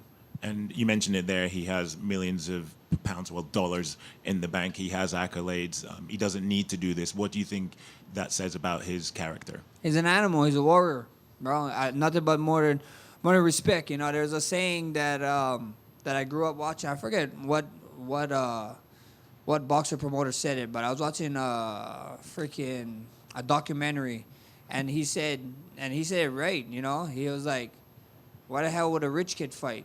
Rich kid don't need to fight. You know, poor kids fight." So to see that he still got that side of him in him is exciting. Do you think that you'll be given the credit for beating this version of Conor McGregor, obviously coming off the leg break, the 5 years? Do you maybe wish that this had come a few years earlier? I mean, when it's all said and done, we live in a social media way. I don't think anybody getting credit for anything nowadays. So at the end of the day, if they give me the credit, if not, it is what it is. I get to go out there and check something off my list. Thank you. Max in the middle right here. Any concerns that this fight wasn't going to happen just because it has been so long that Conor's been in there? And if so, did that weigh on you at all during camp, whether this is going to happen or not? Not at all. You know, I didn't have too many concerns. You know, everybody talked about that one Chandler fight. He did only really ever pull out of that fight ever in his whole UFC career. It was one, you know, and people just hold it like tooth and nail towards him, which is crazy. But I had nothing, you know. I just trained as usual, and if it didn't happen, it didn't happen. If we got to this point and it still didn't happen, then they have other guys in the pipeline, I believe, and we're just ready for whatever. And you mentioned training with Jack Della Maddalena. Is that something you plan on doing in the future, or was it specific to fighting McGregor? For sure. Now we got guys, you know. I'm at that point in my career where I think so we have a little bit more connections with a lot of different camps and different people, and bringing in different bodies is good, you know. It only helps me. I learned a lot from Jack, and, you know, I'm excited to do more training in the future. Just last one from me. I don't know how much you still follow the Toronto Raptors, but what do you think of Kawhi Leonard going back to the Raptors in the big trade? I'm pretty excited. You know, I gotta Bobby be at the fight, the GM, and I gotta have a sit down talk with him because I don't know some of the stuff we gave up. I'm like, you know, but Kawhi's Kawhi. I'm excited, and who's to say he don't bring one back, you know, to the city? So it'd be fun. Hey, Max, there's another Pacific Islander, more on the Maori side, and Robert Whittaker, who's also moving up a division in this card. So I'll kind of ask you the same question I asked him. What's that like with this camp being up as far as your walking weight goes? Can you maybe tell us a little insight as far as what your walking weight was around 55, and does it change too much for this 170 camp? Yeah, bro, it changed a little bit, you know. I definitely got to get a little bit heavier. We wanted to be a little bit bigger. I mean, the cut is not as crazy, but it's still a cut, so... At the end of the day, your boy finally got to put on some size, and I'm just excited to show you guys Saturday night. And as far as pressure testing it in the gym goes, we just mentioned Jack Della Maddalena as far as southpaw looks. Was there any southpaws for one, and for two, how did that weight feel, you know, moving around for this camp with the extra weight? Feel good, you know. I have my boy Jack, and then we have another guy. You guys don't know his name. My man Will. He's been with me throughout the whole camp, and then he actually had to leave a little bit, so that's when Jack came in, and it was amazing. It was amazing, man. These guys are big boys. I love it, and I love the way I feel. I love my punching power. I love my power with them. I love clinching and feeling everything that 170 had to offer, and I can't wait to show you guys Saturday night. Fantastic. And last one for me, you are 2-3 against UFC level southpaws. You've avenged all those losses minus Conor McGregor, which you'll have obviously a chance this Saturday. Tell me, Max, you don't want to give away too much of the game plan, I imagine, but what do you feel about facing southpaws? Something you like, something you don't like? I noticed in the Arnold Allen fight, you fought like all southpaw almost, and then not as much against Poirier. Do you just change it up for the different opponent, or what's up? Yeah. Every single fight we approach differently, and we saw certain things that work with certain people, and that's what we do. You know, I got some of the best minds in the game, and my coaches. You know, with Ryan Lazarus, Ivan Flores, and Darren Yap. Man, these guys. You guys wouldn't even know their names if I didn't say them. You know that these guys like being in the dark. Max, a large part of the storyline around this fight is obviously Conor's 5-year absence. As a guy who's been so active, how do you think a 5-year layoff would have affected you in your career? Like I said, I think it should affect him. I think so. I could come back from a 5-year. You give me his bank account, all his connections, brother, I'll be back in 10 years. That's what I'll do, you know? Like, everybody bringing that excuse up. Yeah, the only thing that he misses maybe the walk, the arena, the feel, right? But we still had stone cold killers in there, bro. He still was one of the best fighters in the world at one point. So I'm looking forward to the best Conor McGregor. Best of luck. Thank you, brother. Max, back here. Here. So there was, like, you were asked there about the finances going into this. Is this the best payday of your career, this fight? For sure. I mean, maybe. We see. Everybody keep talking about Conor McGregor, this and that, and fighting for money. Like I said, man, anybody who ever says that they don't fight for money, they're lying through their damn teeth, bro. We're prize fighters. We're money fighters. This is what we want. Did you notice anything, like, particularly when you fought on Paramount the last time versus obviously you're a pay-per-view headliner, your last one would have been against Poirier on pay-per-view. Did you notice, like, financially there was much of a difference between those two? Yeah, for sure, 100%. And if you didn't notice it, you guys need new managers, fighters. Wait, was it good or bad? It was very nice. And last one, just you were asked there about Oscar asked about Conor being frustrated at being not ranked as the best featherweights. Of the 5 who have had that belt, you, Volk, Ilya, Conor, and obviously Aldo. How do you rank them from 1 to 5? I think Aldo is my favorite. You know what I mean? But I can see the case with Volk for sure. You know what I mean? And then I also see through the media size wise, and I'm not gonna rank myself in it, right? So if it's 4, would have to be Aldo. Aldo, Volk. Maybe you give a little bit more to Ilya because of who he did and the guys he fought, right? And then Conor just won it one time, boom, disappeared, became a double champ. So, kudos to him, but that's just the way I look at it. Thank you, guys.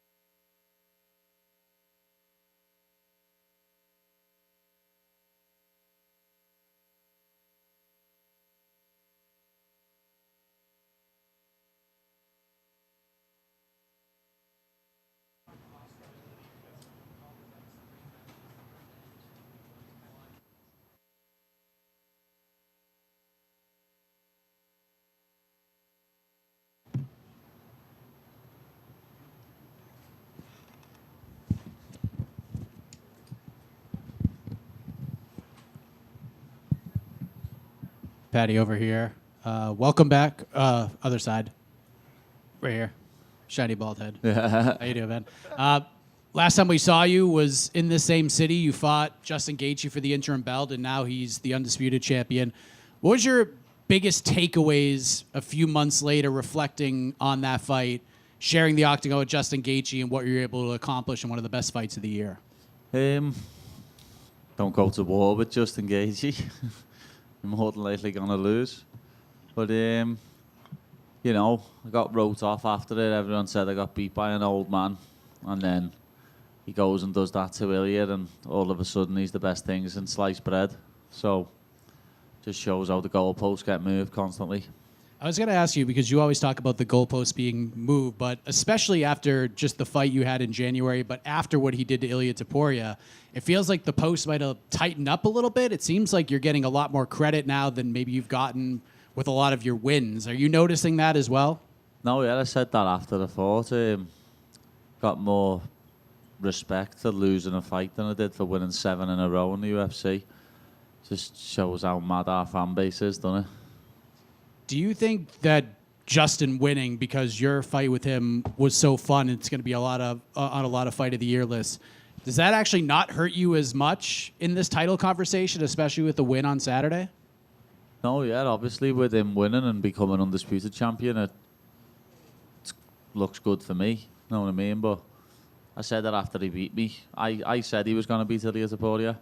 I said it was fate that he beat me. It was his destiny to go and win the title at the White House. And I was just in the way. The state of this division is pretty wild right now. You got Arman Saruki in there. He's been doing a lot of wrestling. No, he hasn't needs to fought in a while. fight, though. He's had like 1 fight in 3 years and he beat an absolute bum. So, like, he needs to actually fight, not go round in a singlet, tickling people. Who should he fight? Anyone. Just fight someone. You know what I mean? It's like get in the octagon and actually fight. Stop going round on your private jet, eating food. And then last thing for me, you know, all these years ago when you were fighting for Cage Wars, you were talking about Conor McGregor, and now you're sharing a card with him. This is a very big deal. This is something you sort of envisioned along the way. What is this like for you, being in the co-main event of a Conor McGregor card, and does he win on Saturday? This is just another fight to me. You know what I mean? I'm back in Vegas fighting again. It's just a lot less pressure this time because all the pressure's on Conor. You know what I mean? And he's got more media than anyone, and I've normally got the most media. So, yeah, it's just another fight, and you never know. I think if Conor wins, it'll have to be in the first 2 rounds. If it goes past there, Max will probably take over. Paddy, I keep seeing right here to your left. I keep seeing this clip going around from 11 years ago where you first mentioned Conor McGregor, and like, is there at least something seminal about being here, sharing this card, and being right under him, and potentially having people talk about you two fighting each other? I don't know. Like, that was right after the fight that, and I'd been elbowed in the back of the head about 12 times, so I was absolutely on one. Yeah, I can remember people asking me if I was drunk in that and everything when I'd literally just stepped out the cage. When you look at Benoit, like obviously a 4-fight finishing streak for him, is this what you like now, especially after probably learning some important stuff from the Justin Gaethje fight, someone who's going to try to come right at you and take your head off? Yeah, I think it plays right into my game, the fact that he's just going to step forward wildly and try and take me head off. Thank you.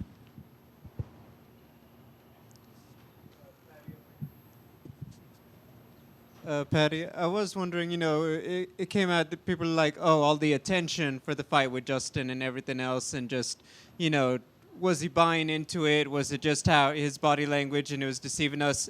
In hindsight, how do you feel about how you handled everything going into that fight with Justin before actually getting in the cage? Felt good, know what I mean? Don't really know what else to say to that. Know what I mean? I felt good going into the fight. I just didn't fight the right fight. It's been a while since you've had a little bit of a back and forth with an opponent. Benoit hasn't really, been one to throw logs on the fire, so to speak. Do you miss a little bit of having that, at the press conference, so we're going to get into it? Or is it nicer that, it's just about the business and the fighting? I'm up for anything, you know what I mean? If someone wants to start something, I'll finish it. But if you want to be cordial and have no beef, then I don't mind. Paddy, I know you said what you feel like lost you the Gaethje fight was not sticking to the game plan. How important is sticking to the game plan on Saturday night?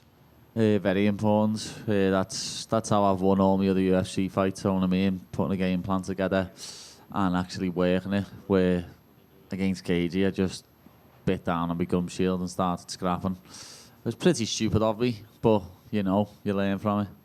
And what are your thoughts on the new AI rankings dropping you from 5th to 9th in the world? No one's really taking notice of them anyway, are they? So who gives a fuck? Paddy, over here. You fight on Saturday night. England is also playing Norway. What are you more nervous about, the fight or the soccer? I'm not nervous about either. What are you more excited about? What do you think, lad? Something that 11 other fellas are going to do or something that I'm going to do? Good answer. Yeah, that was a bad question. Apologies. And one more question from me. You and Luke Riley, you're leading the scene for Liverpool. Who's the next star out of your gym that we don't know about yet? Well, he's not actually from Liverpool, but he trains with us. He lives with us now. He's from Hull. George Staines. He's 10-0, fighting on Cage Warriors, and he's one of my sparring partners. He's also a lightweight. He's gonna be in the UFC, and hopefully real soon. Like, he's only 25 years of age, got the potential to be a ranked superstar, and he loves Star Wars, so all the nerds will love him. Best of luck, champ. Paddy, just here, forgive me another football question, but do you back Tommy Tuchel's boys to go all the way? No. How far do you see them going? What? How far do you see them going? Probably semis. Argentina will slap them. Fair enough. Thank you. Paddy, who made the biggest comeback, Oasis in 2025 or Conor 26? Well, we haven't seen Conor's comeback yet, lad, so we don't know, do we? We don't know. That's true. Hi, Paddy. There is a rivalry between France and England since a lot of years. Does it give you some extra motivation to face a French fella? No. No? No, I don't give a flying fuck. It's nothing to do with me. Thanks. Paddy, one here in the back, to your left, all the way here in the back. Yeah. You're one of the most popular fighters on the roster. You've had increasingly higher profile fights. You do more media, have the social media interactions. Is the love of the game still the same as when you first fell in love with the sport? Yeah. I just love getting inside the octagon and punching people in the face and getting punched in the face. As you can tell from my last fight, I love getting punched in the face. Thanks, sir. Hey, Paddy. So Benoit is known for his aggressiveness, and it means that even if he's not technically maybe the best on the ground game or striking per se, his aggressiveness changes everything. How do you counter that, and how do you get prepared for this particularly? I counter it with my technical ability. I think his aggressiveness is going to put him in a bad spot, and that's what's going to win me the fight. And do you think he's open, whether it's on the ground or striking? Yeah, he's open everywhere, striking, ground. I can see me either taking his neck or his chin home with me, one or the other. Yeah. He had his hand up for ages. Go ahead, lad. Thank you very much. I wanted to ask, there's this story that goes around of Conor McGregor showing up to your place or something. What's your recollection? Yeah, it's a load of shite. But it never happened at all? No, it never happened at all.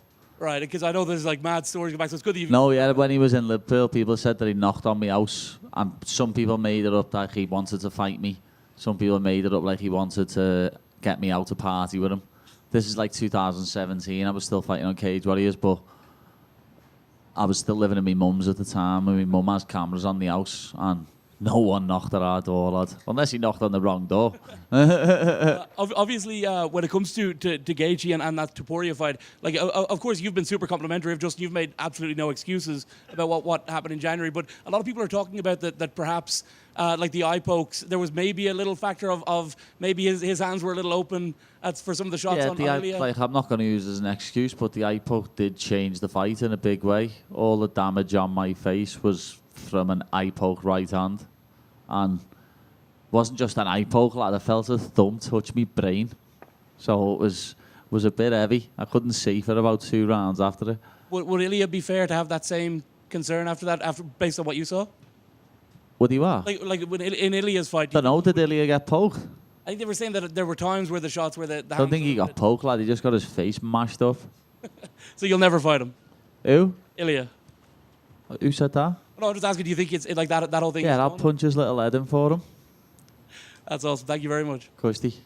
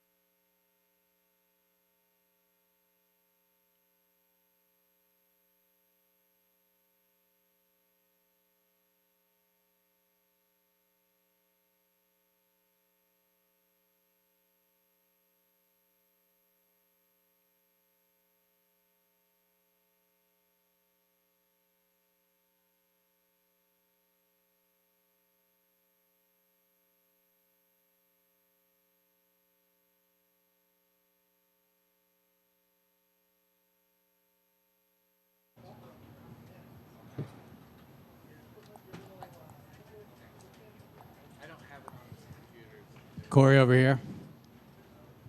Welcome back. First fight since the Merab Dvalishvili fight. What has this camp been like, and what has this week been like getting ready to take part in this massive event? Yeah, camp's been good. Like always, my first 3-round fight since Frankie Edgar. So that was a little bit different. But yeah, that preparation was kind of a little bit harder than normal just because the pace is a little bit higher. I started a new gym called Tiger Beetle Martial Arts in Centennial. And our cage in there is just a lot smaller, so we're like fighting like the entire rounds or whatever. But yeah, this is cool to fight on this card. There's a ton of people here. That's not normal, so that's cool. You and Mario have obviously fought before, but I know you've done some media heading into this fight saying that this doesn't feel like your quintessential rematch. Can you sort of expound on that? Like, I know the circumstances were a little weird, but Mario considers this a rematch, feels like the fight happened, and kind of carries that chip on his shoulder. Why do you feel that way? Yeah, I mean, outside of Mario, I know having a chip on his shoulder and him probably really wanting this one, which has been something in my mind the entire time that I've been training. It doesn't really feel like a rematch. My memory is about a month long, so anything that happened more than like a month ago might as well have been lifetimes ago. So, yeah, I mean, and I also didn't lose, so he definitely has a chip on his shoulder. He probably thought about, you know, that fight way more than I did in this one, which, you know, could benefit him, but also could not. Were you surprised that this is the direction they went? Like, I know the last time I spoke to you, there were some other options presented to you, and they kind of changed direction. Were you surprised that Mario was the name in the long run? I knew when O'Malley's a Hobby got announced that they were going to do me and Mario just because at the time there was no one else booked. That's the fight that made the most sense. I also think that Mario's like proven himself in the sport really well, so he definitely gets a shot at, you know, one of the top guys. And yeah, so I saw it coming once those fights got announced. Sean had the big win at the White House. I know you wanted to fight him on that card, but is there a part of you, because you've been calling for this one for so long and the fans have been clamoring for it for so long, but is there a part of you that kind of has to let that go a little bit, or do you still feel like that fight's realistic right now? I mean, I think that more than anything, that's just the fight that the fans want to see the most. So, I mean, outside that, it's just a talking point that I have to have an opinion about. You know, like if Sean ever fights me or doesn't, you know, like it's I want to fight him because I think he's good and I think he's one of the top guys. But no, like it's the fight that the fans are asking for the most. That's why I want it. And then last thing for me, big main event. We got Conor McGregor returning against Max Holloway. How do you see that fight going down? I didn't want to make it I like both of them. I like both of them a lot. I think Max will probably win just because I think that the conditioning is going to be a big deal, and then not fighting for so long is going to be a big deal. But I'm really grateful that I'm on a Conor McGregor card and get to be the featured bout on it. Like, that's really freaking cool. I haven't thought about it too much just because obviously I'm focused on getting the win and stuff, but I think after this one, this will be a really sweet win, you know, and I'm pumped that a bunch of people get to watch me fight because that's what the fuck I came here to do, you know, so. Cory in the middle right here. You mentioned the new gym. It sounds like things are going really well. How different has camp been being a gym owner now and having to deal with that going into this big fight? I'm kind of a gym owner. You know, my business partner, Carrington Banks, who's also my wrestling coach, is more the guy that runs everything, so I don't want to take responsibility for any of that because he's been doing a really good job with all of that. But having my own gym is great. We get to kind of set the culture and make the rules and stuff, which is a really big deal when you're on any type of team. We're crushing right now with how many people I think are having a really good time at our gym and loving it and the memberships and all of that stuff. So we're in Centennial, Colorado, if you want to check us out, Tiger Beetle Martial Arts. How much did you take away from some of the coaches you've worked with in the past in building this gym? You've worked with Trevor Whitman. There's so many great coaches that have, you know, been there throughout your career. How much did you kind of take from them when opening this gym? Yeah, I've been blessed to obviously be around a lot of really good teams. You know, Grudge, High Altitude, Easton's, like a lot of really, really good teams in Colorado there. So, yeah, I mean, I just had a lot of really good instruction. You know, like I'm not, I don't think that I'm self-made or anything like that. Like I had a lot of people help me on the way, and definitely has helped with like the business side and the teaching part of coaching too.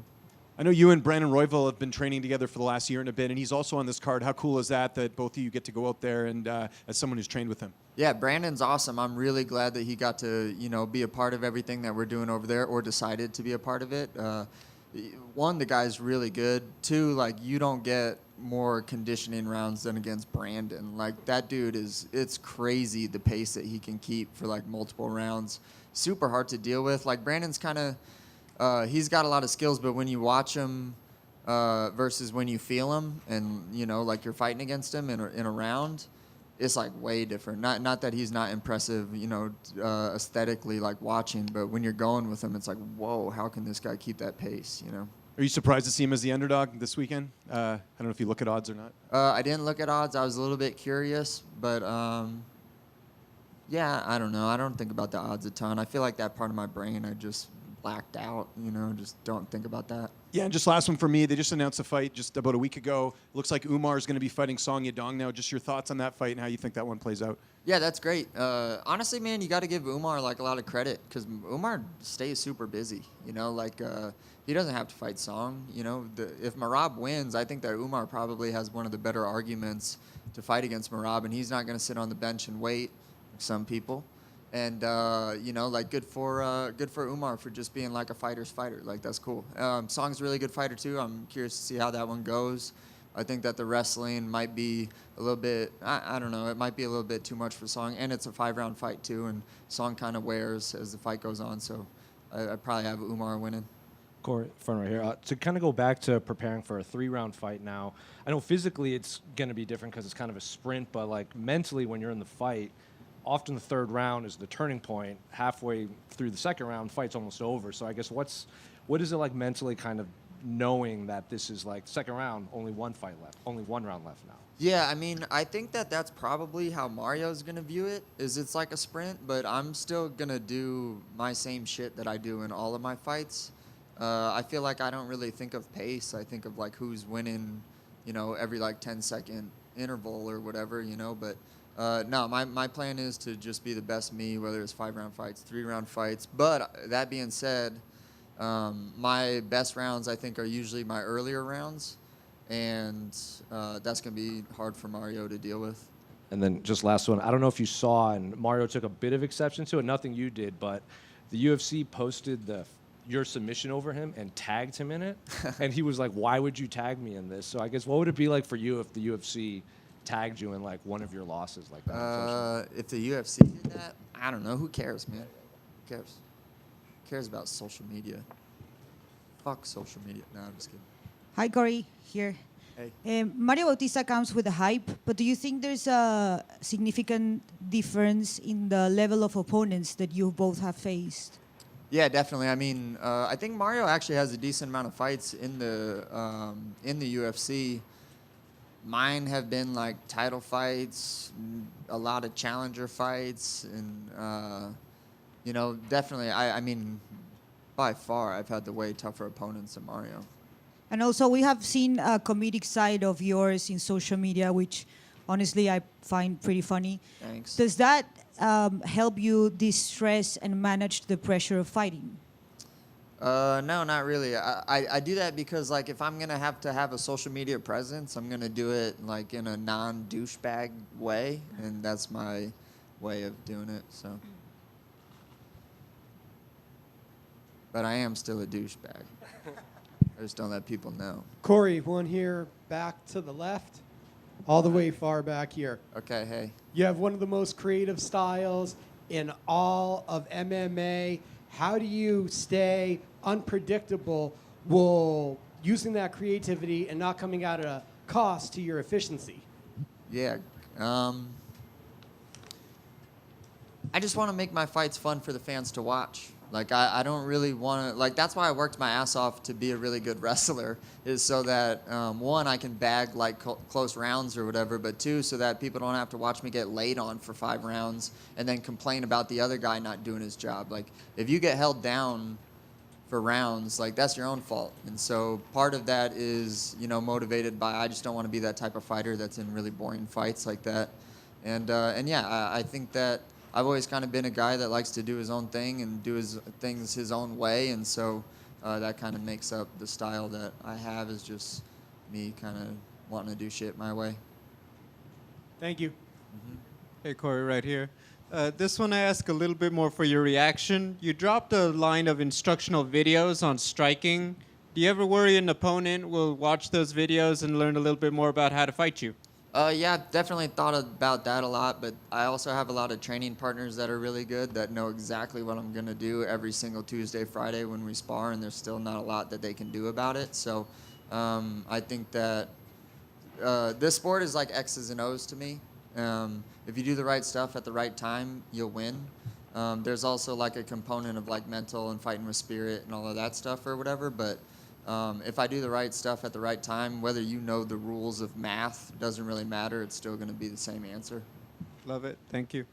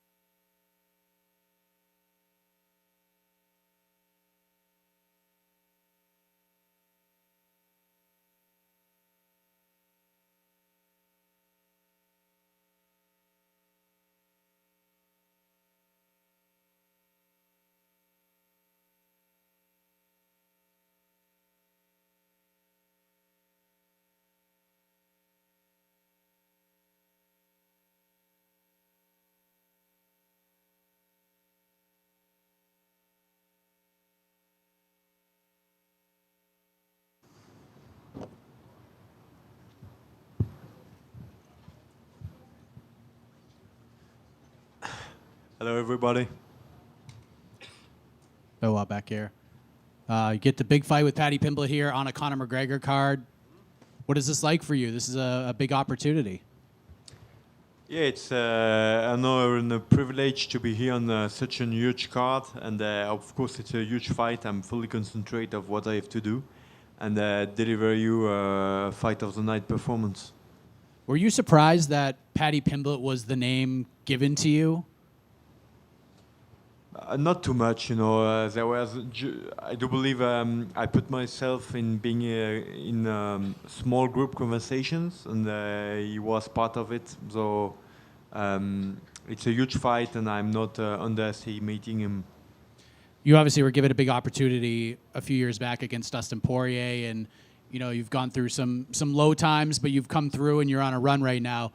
Is this a bigger fight right now, fighting Paddy Pimblett, or do you feel like the Dustin Poirier was a bigger fight at the time? It's a very tough game to have the same opportunity. You need to win a lot, so this is what I have been doing. The game is this way. You have to win as much as possible, the most impressive way possible. This is how you get your shots.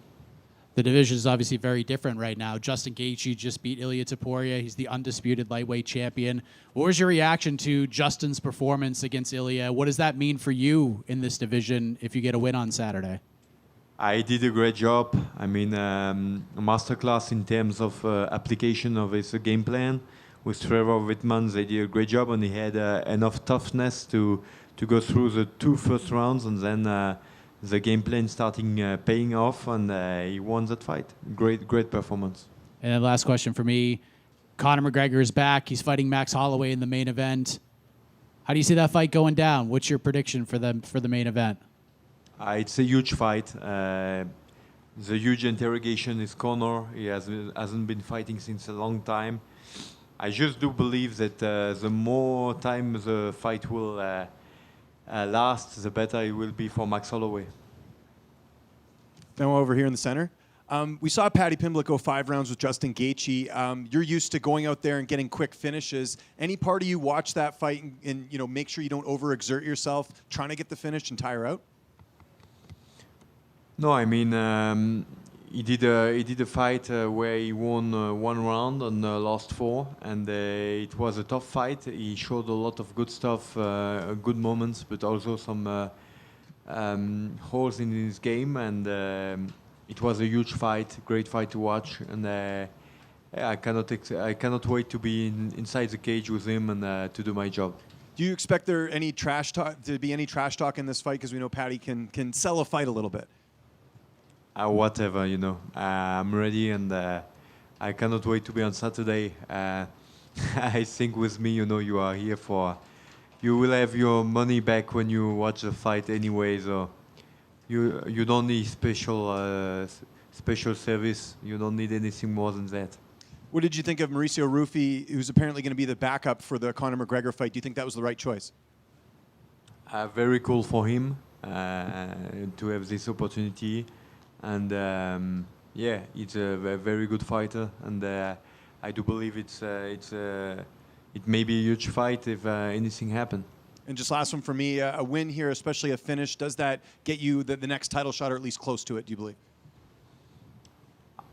I never say anything before having my job done. First of all, humility, doing your job, and then you can hear me loud and clear. Benoit, over here. Over here. You've served in the military. What is one thing that you've learned from your time serving your country that has helped you in your fight career?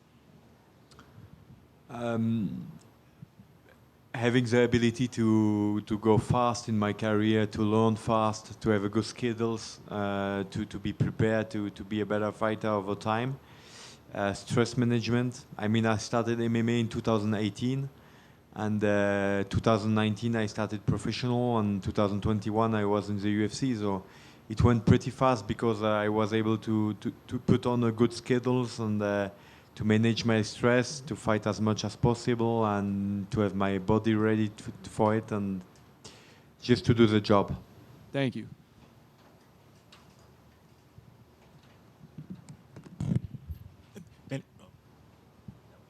Benoit, you mentioned there that you see several deficiencies in Paddy's game. What are those deficiencies or the glaring ones that you see? I will not go into details, but I mean, I think if I do my job correctly, you will see them on Saturday night. Thank you. Benoit right here, just one. Benoit, not many fighters can say that they're called upon by the UFC to be in a big fight in Canada and then also in France. And then obviously you have a big opportunity. What does it mean to you that the promotion sees you as somebody that they can rely on and can count on to have these big fights and that will excite the crowd in many places around the world? I'm really blessed and happy about it. I'm trying my best to be to enjoy being a warrior. This is my philosophy. I want to fight as much as possible, to win as much as possible, and to get closer and closer to my ultimate goal, being the champion. And this is what I do, and the opportunities that is giving me the UFC as well. And I do my best to give them the best performance possible every time. Thank you. Benoît, je suis ici pour la France. Cette rivalité un peu historique entre la France et l'Angleterre, là, c'est quelque chose qu'on retrouve dans la cage. Il y en a beaucoup qui font l'allusion au crunch. Est-ce que c'est quelque chose, toi, à laquelle tu fais attention? Oui, je pense que pour le public, ça rajoute un petit peu d'enjeu. J'ai la chance d'être vachement suivi par la communauté rugby parce que c'est un sport qui me tient à cœur et auquel j'assiste régulièrement. Et France-Angleterre, c'est un gros match, donc je pense que ça rajoute toujours un petit peu de piment. Juste ici, Benoît. Justement, Paddy a dit que lui, ça lui mettait pas plus d'enjeu, cette rivalité France-Angleterre. De ton côté, ça donne une motivation supplémentaire? Ouais, je pense que c'est surtout ultra cool pour le public. Ça a ce côté un petit peu historique et cette rivalité historique qui est cool. Mais maintenant, ouais, clairement, je suis concentré sur mon combat et j'ai pas besoin de motivation supplémentaire pour faire mon travail samedi soir. Deux autres questions par rapport à la France. Il y a aussi l'équipe de France de football qui joue demain. Est-ce que tu vas regarder ça et est-ce que tu es content justement d'être aux États-Unis dans cette même semaine, cet événement? Et déjà, je te laisse répondre à ça. Oui, je suis très content de pouvoir assister au match France-Maroc. Je pense qu'on a toutes nos chances dans ce match. Ça va être un match difficile mais qui sera ouvert, je pense, et j'espère que la France va l'emporter. I switch in English for the last one. Paddy just said that you're open everywhere and you want to capitalize on your aggressiveness.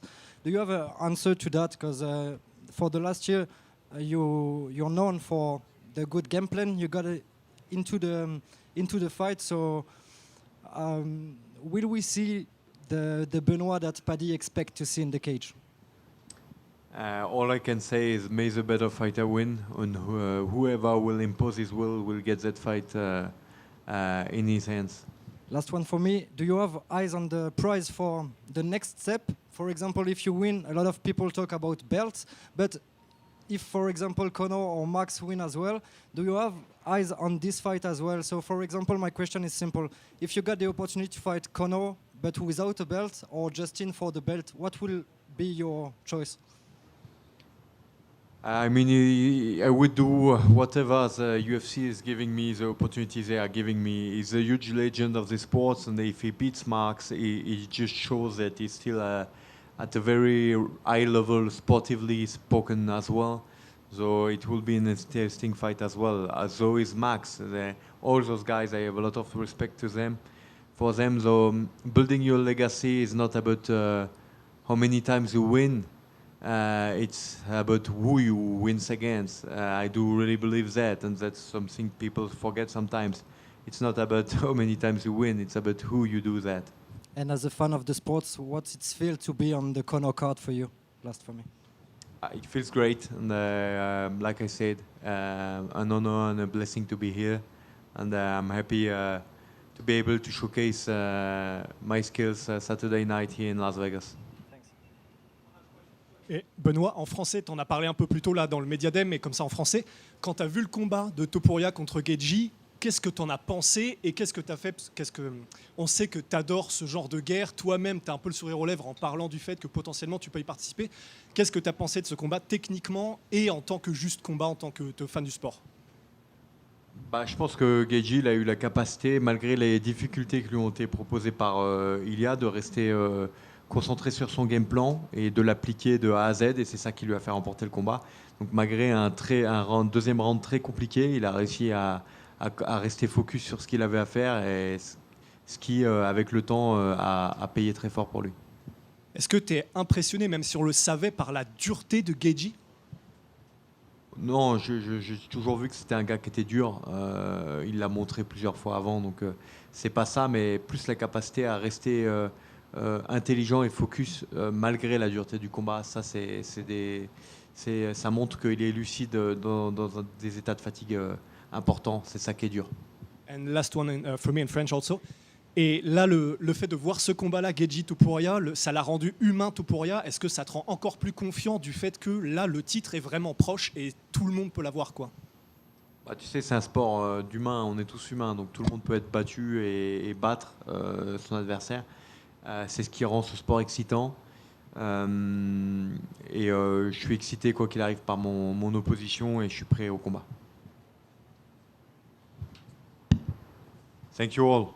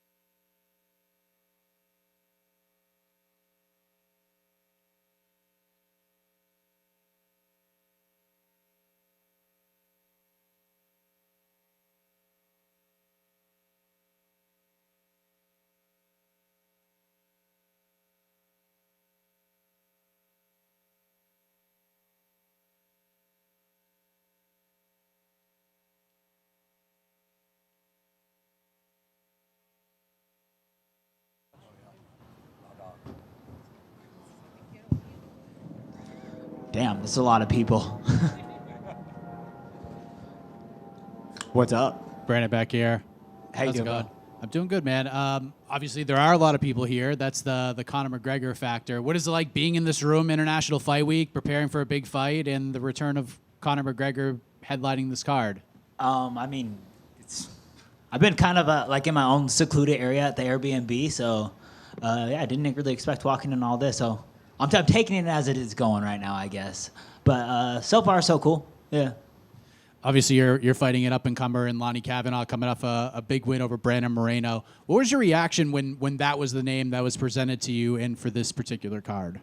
I could see it coming. Yeah. As soon as that fight was over, I'm like, I'm sure they're gonna present this next or something of that sort. I actually thought I had a fight in place, and then he won that fight, and they're like, actually, this is the fight we're gonna make. So yeah. So it's kind of how it unfolded.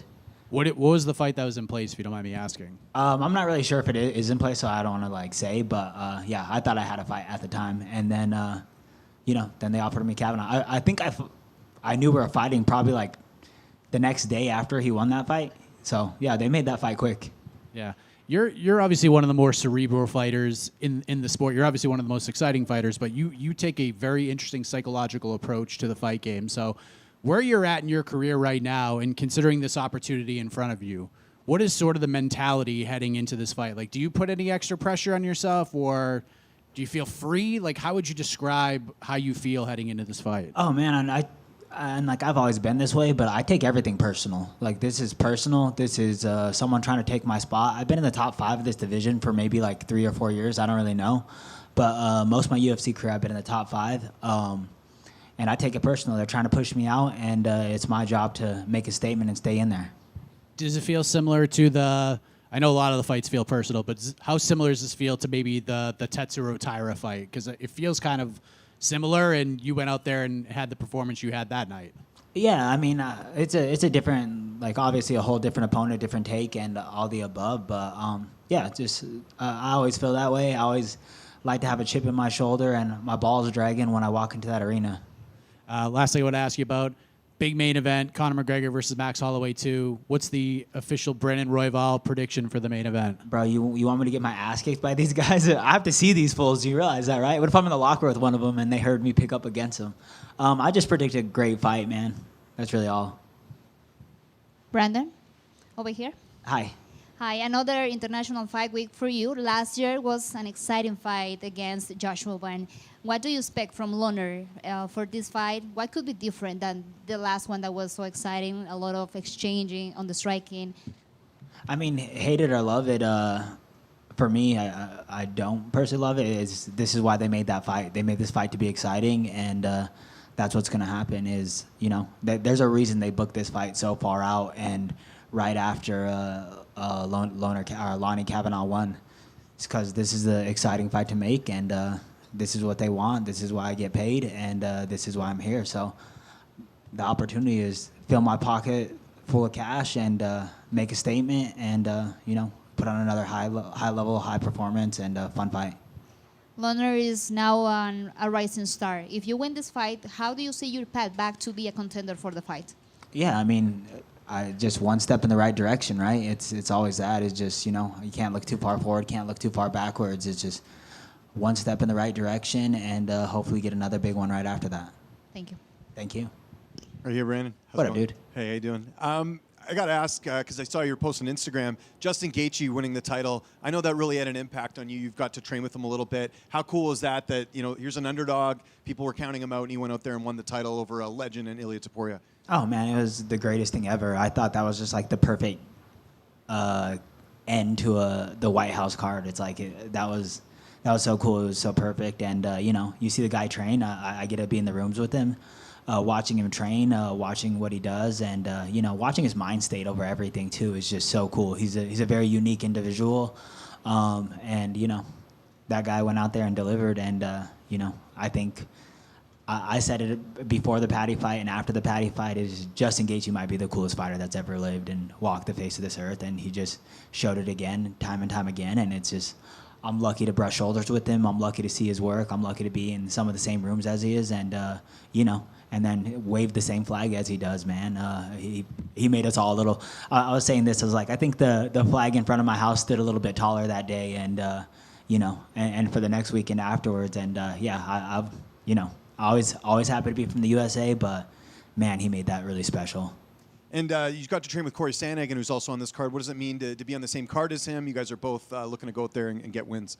Oh, I feel like it adds a little bit more pressure in the sense of, like, I want to hype him up before the fight, too. And, obviously Cory's his own individual, and he's going to do great out there. But, like, I think that's, like, it's more motivation to go out there, make a statement, go, put the wind under his sails a little bit right before he walks out, and, like, Mile High Militia in this motherfucker, bro. I want back-to-back wins in Denver, and make it happen. Are you surprised to be the underdog in this fight? No, not at all. I think Loner Kavanagh's really good, and I think I was only a favorite in the Match Now fight, so it's like, whatever, fuck you guys, And just last one for me. We haven't spoken since Kopp got the win over Horiguchi. What did you think of that performance? I know you keep an eye on other fighters in your division. Yeah, I mean, just two very high-level fighters. I think both those guys, that fight could have been for a belt, They're very high-level fighters, very skilled, and I think Horiguchi, in his loss, just showed how great he is, too. Hi, Brandon. Over here. Hi. We have seen you cornering Alexander Hernandez, and he has made big improvements. What do you feel about coaching, and do you think it's going to be a full-time thing for you in the next chapter of your life? No, I don't enjoy coaching. I like watching Alex win. I like watching him perform. I feel bad because I ditched him while he was in the shower. He was supposed to be here today, but we had to take off. I don't want to be late to this. But no, man, it's motivational. It's cool and all the above. But as far as a coach goes, man, I've coached pretty much most of my life, and I don't know. I can't see me doing that forever. I think it takes a lot. It's a hard job. It's a thankless job, and forever grateful for the coaches I have around me. But never really wanted to be a gym owner. Thank you. Thank you. Rodog.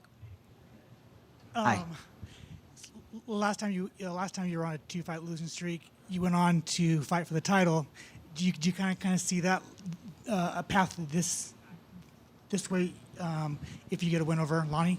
Yeah, my plan's always about. My plan's to go take out everybody. I know, especially at the top of the sport or even just the flyweight division by itself, everybody's so good. This is the peak of the flyweight division, I think, and anybody could be anybody on any given day, and I thoroughly know I could beat all the guys I lost to, and I could lose to anybody any given day too. It's just it's a hard sport, and when you're at the highest level with, I think, one of the most all-around skilled fighters there, fight weight classes there is, it's any given day. I prepared hard for this fight. I prepared smart for this fight, and I believe I did everything I did to win this fight and beat Lonnie Kavanagh. But we'll see. And then one last question outside your fight. With Josh Fan and Pantoja most likely fighting next, who do you think that wins that rematch? Oh, bro, I don't know. I really don't know. I think, once again, it's just any given day. It's Joshua Van, obviously, way slicker of a striker and super cool in his own right. I think Pantoja is the best grappler in the division, at least one of them. So it'd be interesting to see how it plays out. It's one of those, like, maybe it's one round completely dominant, maybe the other round completely dominant. I think as the fight goes on, Joshua Van probably will pick up the pace, and we'll see. But I don't know. I think Pantoja's looked tired his whole entire career, and he's always still there, man. That's the zombie. He's a zombie out there, Good luck, man. Yeah, thank you. Brandon? Yeah, what's up, bro? The last time we spoke, you said you prefer fighting in the Apex rather than the T-Mobile because you're winless in the T-Mobile and you want to I break fucking the curse. hate this arena. Are you looking forward to another attempt to try and get your first win in there? Yeah, for sure. And I mean, it is what it is. I don't believe in like anything superstitious or anything, but fuck this arena personally. I wish it was any other arena, but yeah, I'm just happy to kind of be here, and be not at the New York is another thing I don't like. If a similar fight to the Josh Van fight last year breaks out against Lon, do you think that will work for or against you?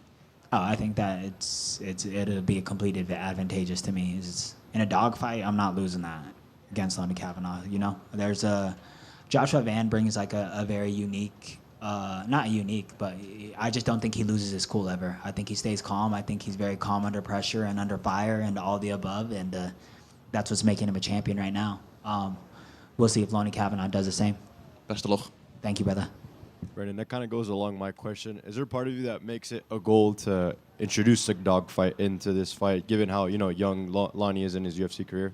Yeah. For sure. I always think in a dogfight, I come out on top. I think under chaos, I'm one of the best fighters there is. Under chaotic situations and all that stuff is sadly where I thrive best in life. Is under the gun. So. Yeah, of course. Yeah, I'm down to bring it there. I'm down to make this a dirty fight. I'm down to make this fight of the night, fight of the year, whatever it is. I want it. I want that smoke, and and I prepared for that. I prepared for a hard fight, and we'll try to make it that. Hey, Brandon. I think most people would argue no other flyweight has had quite as difficult a schedule as you in terms of the level of competition. What advantages do you think have come from the fact that you have had to fight so many of these top-level guys consistently? Yeah. With the exception of Cape, as of right now, anybody I've lost to went and won a belt pretty much right afterwards. So, I don't know. It's just one of those, like, this is what I wanted. I wanted this. I wanted to test myself against the best mixed martial artists. And, man, getting prepared for Lonnie Kavanagh has been fun because it's way funner to prepare for a guy like super high skill levels, super high, intensity and all this stuff. Compared to like back in the day where I'm like, oh, this guy kind of sucks, like I could beat him anywhere. And but like right now, it's like we're going very strategic. We're going very, a game plan, and watching a lot of videos, watching what he does, habits, all the above, and going purely based off of that. And it makes a whole different version of the fight. Is like preparing, like training is so fun. Like I love it. But then now you're like preparing for war with your teammates and your friends and all the stuff of like, oh, I think this is gonna work. Oh, I don't think this is gonna work. And it makes the game way more exciting, if I'm being honest. Is there a particular guy that you would say, you know what, I fought all of them, that guy hits the hardest in the flyweight division? Yeah, I mean, fuck, I remember Kai France hit pretty hard. Manal Cape hits hard. I don't think I've ever been punched and been like, that was fucking nice, Like, yeah, so I guess probably all these little assholes hit hard. Plus, like, I got negative power, so I be hitting people and waking them up, All right, cool. Thank you, guys.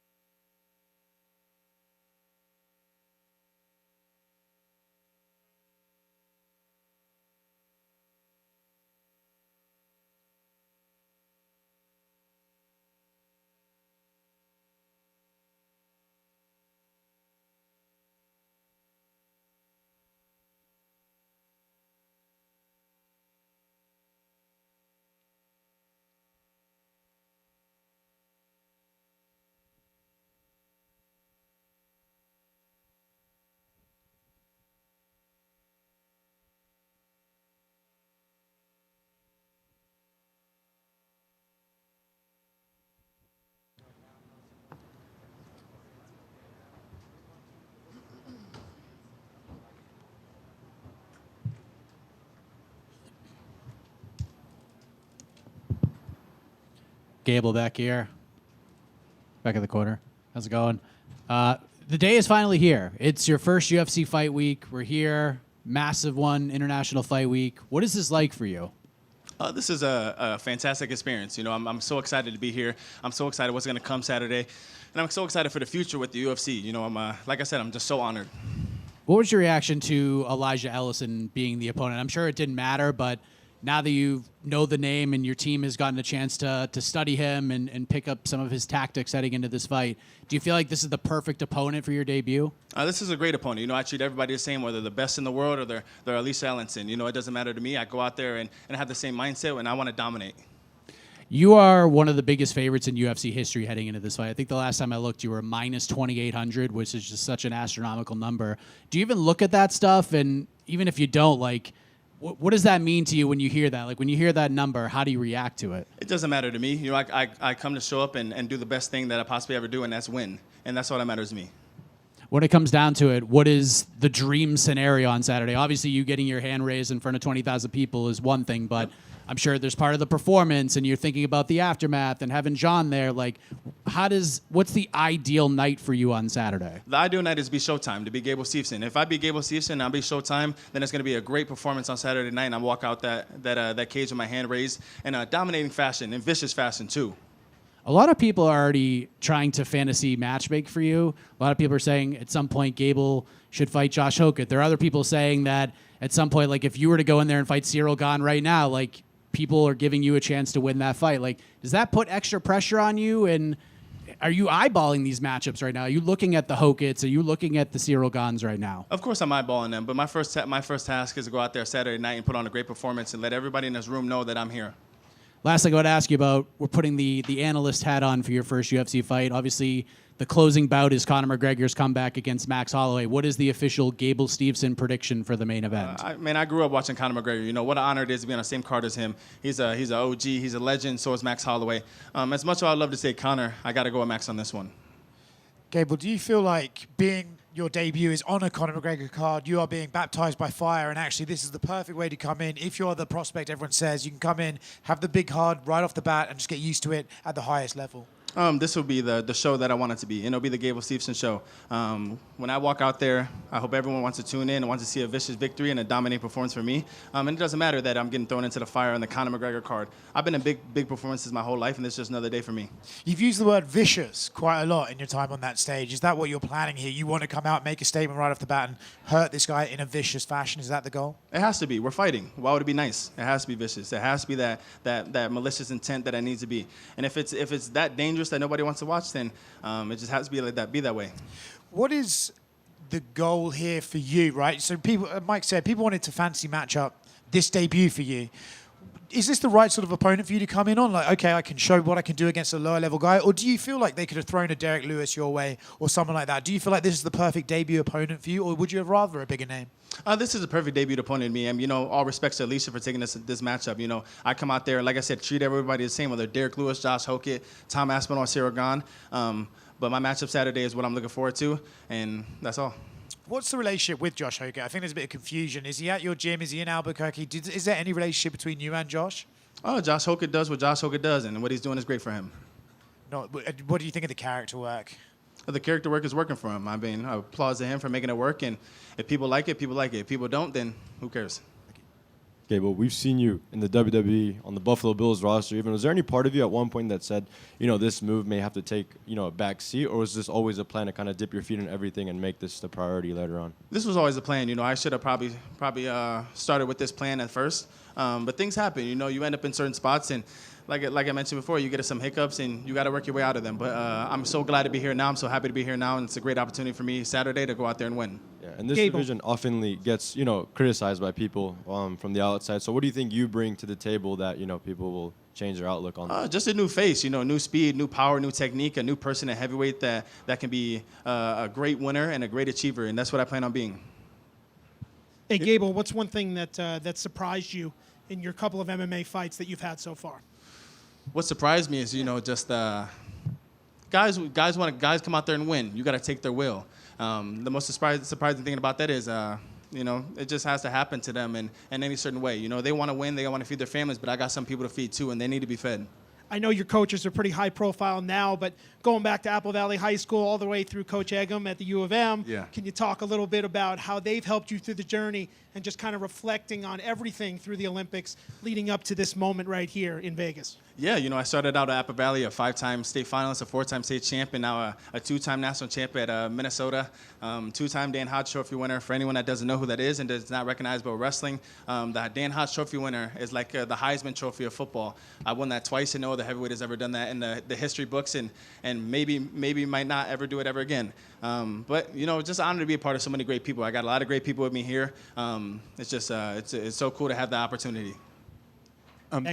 Gable, right here. Something you mentioned earlier about Josh Hokit. Have you two ever trained together, or have you never worked together at Jackson Wing? We've been in the same room many times. Josh is doing a fantastic job at what Josh does, and good for him. Is that tough at all, though, just because you guys might face each other at some point? You're in the same division. Is that a conversation you've had with your coaches? No, I mean, it's not tough for me to go against Josh Hokit. I honestly heard that Josh Hokit was going to go down to 205 from someone. So if he goes down, that'll be a great decision for him in the long run. Who did you get to work with as far as bodies in the gym for this camp?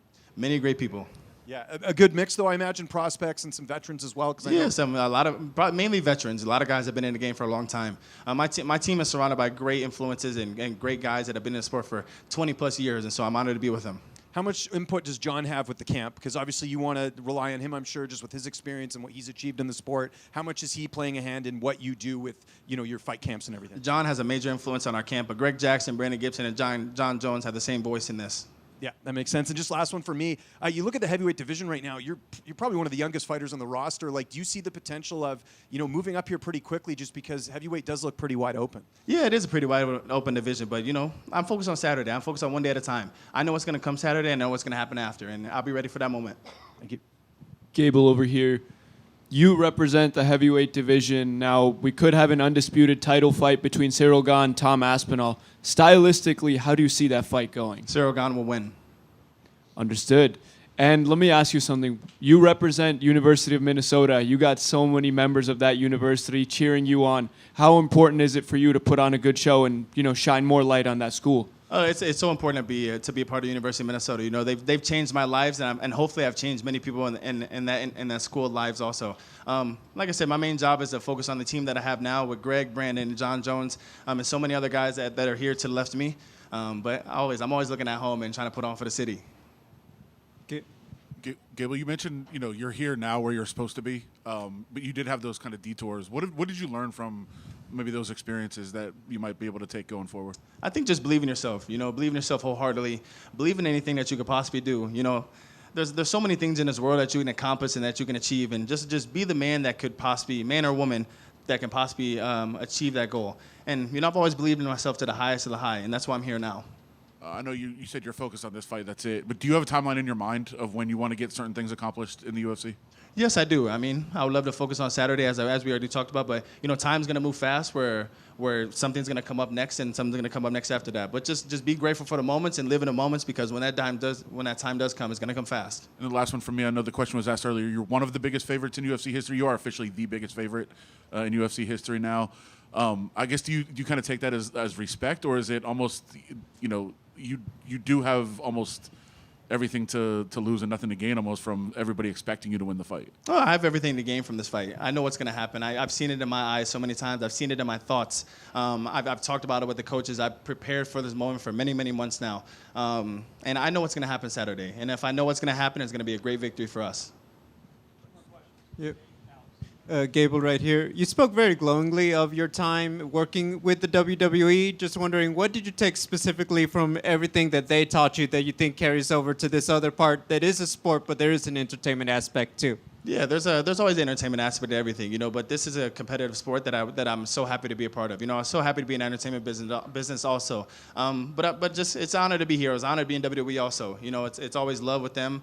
But I'm happy to move forward with my life. Cutting promos isn't for everybody, but not everyone gets the experience of obviously working in a place that, probably encourages the development of that. Have you thought about how much you would want to get on the mic if that opportunity presents itself? The mic doesn't matter. The mic makes money, but I think also big performances, big knockouts, big wins make money also, and that's what I plan on doing. If I can grab the mic and do that also, it's a double whammy then. Thank you. Gable, there's been this want for the next big American wrestler to come in and win UFC gold. Everyone thought Bo Nickal would be that guy, but it's taken a little bit slower. Are you going to be that guy to bring back American wrestling to the UFC? Of course I'm going to be that guy, and I think Bo Nickal has a great chance to be that guy also. Like I said, hiccups happen. I think Bo's still on a great fast track to be that person, but of course I will be. Gable, back here. Obviously, John is someone who you work with a lot, and I'm sure you train with John Jones. When you look at the division, obviously you've been around him and you've been in the gym with him, worked with him since that Stipe fight. Do you still think he's the best heavyweight in the world? Of course, by far. Obviously, aside from yourself, maybe, right? Yeah, I feel like a lot of people believe that. And if you don't believe it, you should watch all the tape on John Jones. When it comes to his involvement, you look at it in sport. A lot of the time, the great players, the great athletes, don't necessarily make that crossover into coaching and being a great coach. Do you believe it's possible that he could be as good of a coach as he was as a fighter? Yeah, I think he's so knowledgeable in this sport. He's a full-time mixed martial artist, and that's what he's kind of engraved into me. Like I said, it's an honor to be a part of John Jones. It's an honor to be a part of the team that he had also, because he handed his team off to me, and it's just greatness is just waiting to happen. Yesterday, Conor McGregor is in the main event. He said that somehow he would find a way to beat John if they were to fight. What's your response to that assumption from Conor? I think Conor's a great talker and a great salesman, but that would never happen. Thank you. Thank you.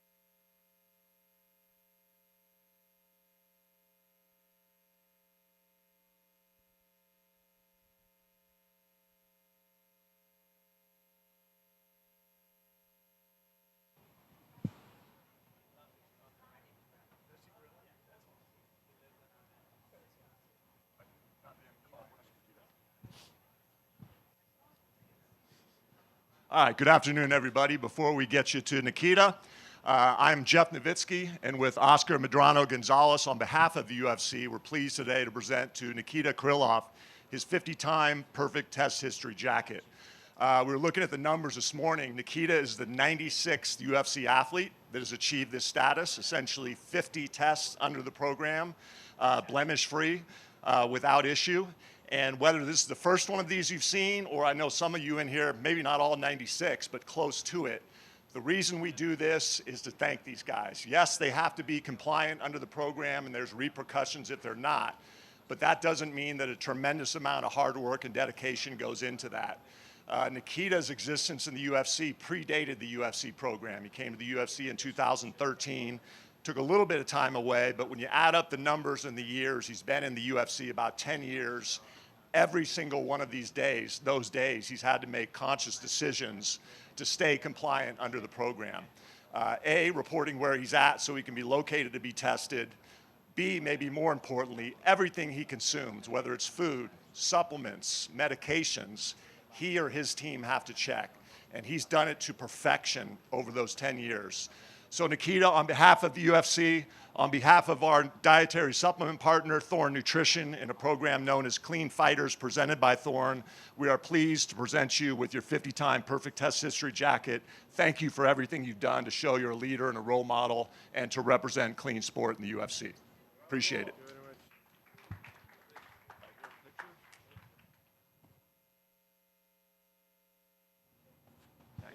Congrats.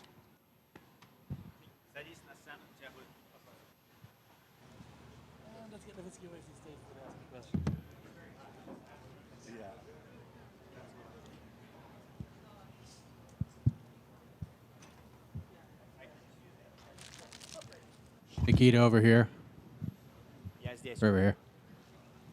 Well, congrats on the jacket. I'm just curious, what does that mean to you to wear that jacket, 50 clean tests, and to do this for a decade? Поздравляю с этой курткой. Что для тебя означает вот эта именно куртка за 50 чистых тестов и то, что ты это делаешь на протяжении целой декады?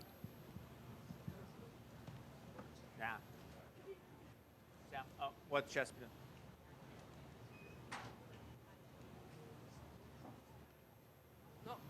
Сэм, он тоже. Сэм и Сэм. Сейчас он включит.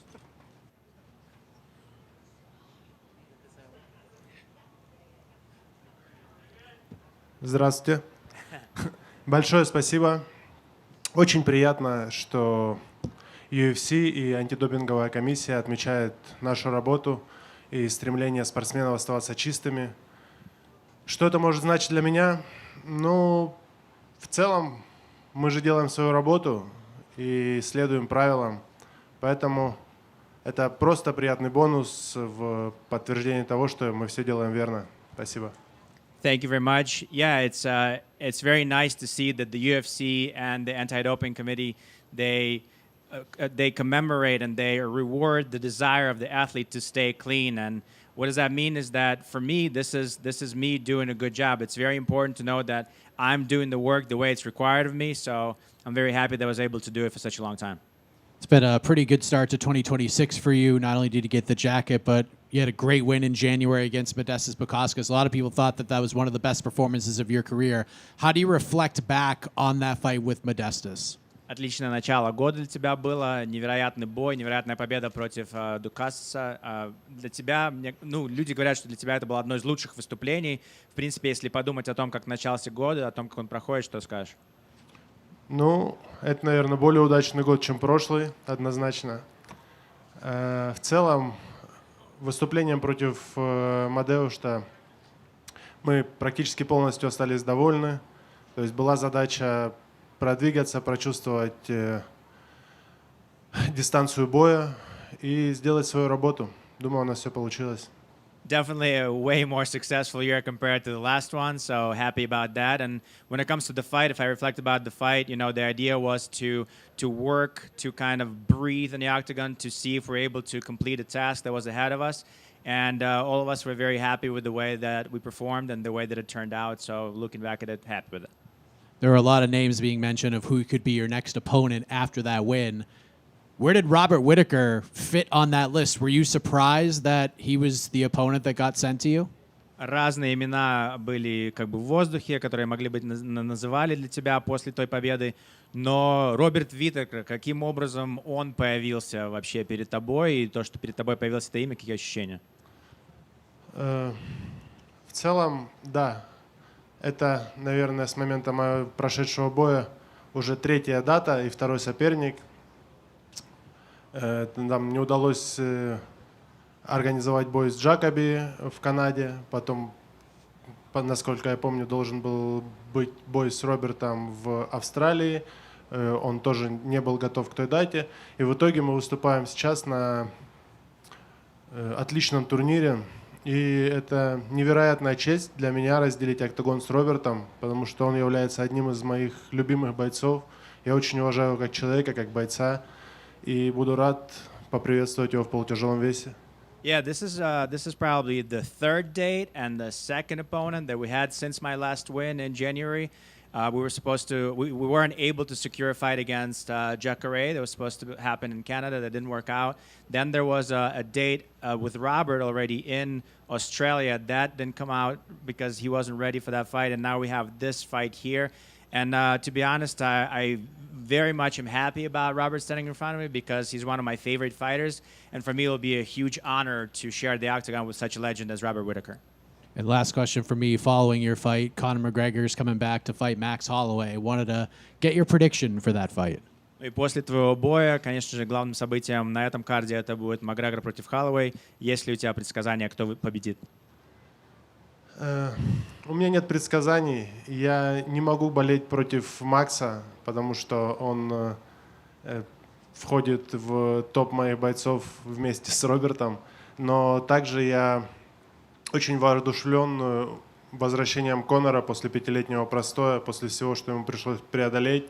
И это действительно замечательное событие, достойно главного боя вечера. Поэтому с нетерпением, как и все, жду этот бой.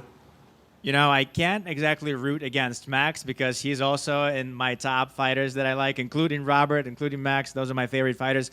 So I can't root against him. But I have to say that I'm super excited about Conor coming back because to see him be back after 5 years, after all the adversity that he had to conquer in order to come back. And I have to say, you know, this is going to be an incredible event and this is going to be an incredible card altogether. So I'm really happy to be part of it. And I cannot wait until the fight like everybody else. Nikita right here. Just piggybacking off that, how excited are you to be a part of the same card as Conor McGregor? Насколько для тебя круто, что ты являешься частью того же карда, на котором будет сражаться Макгрегор?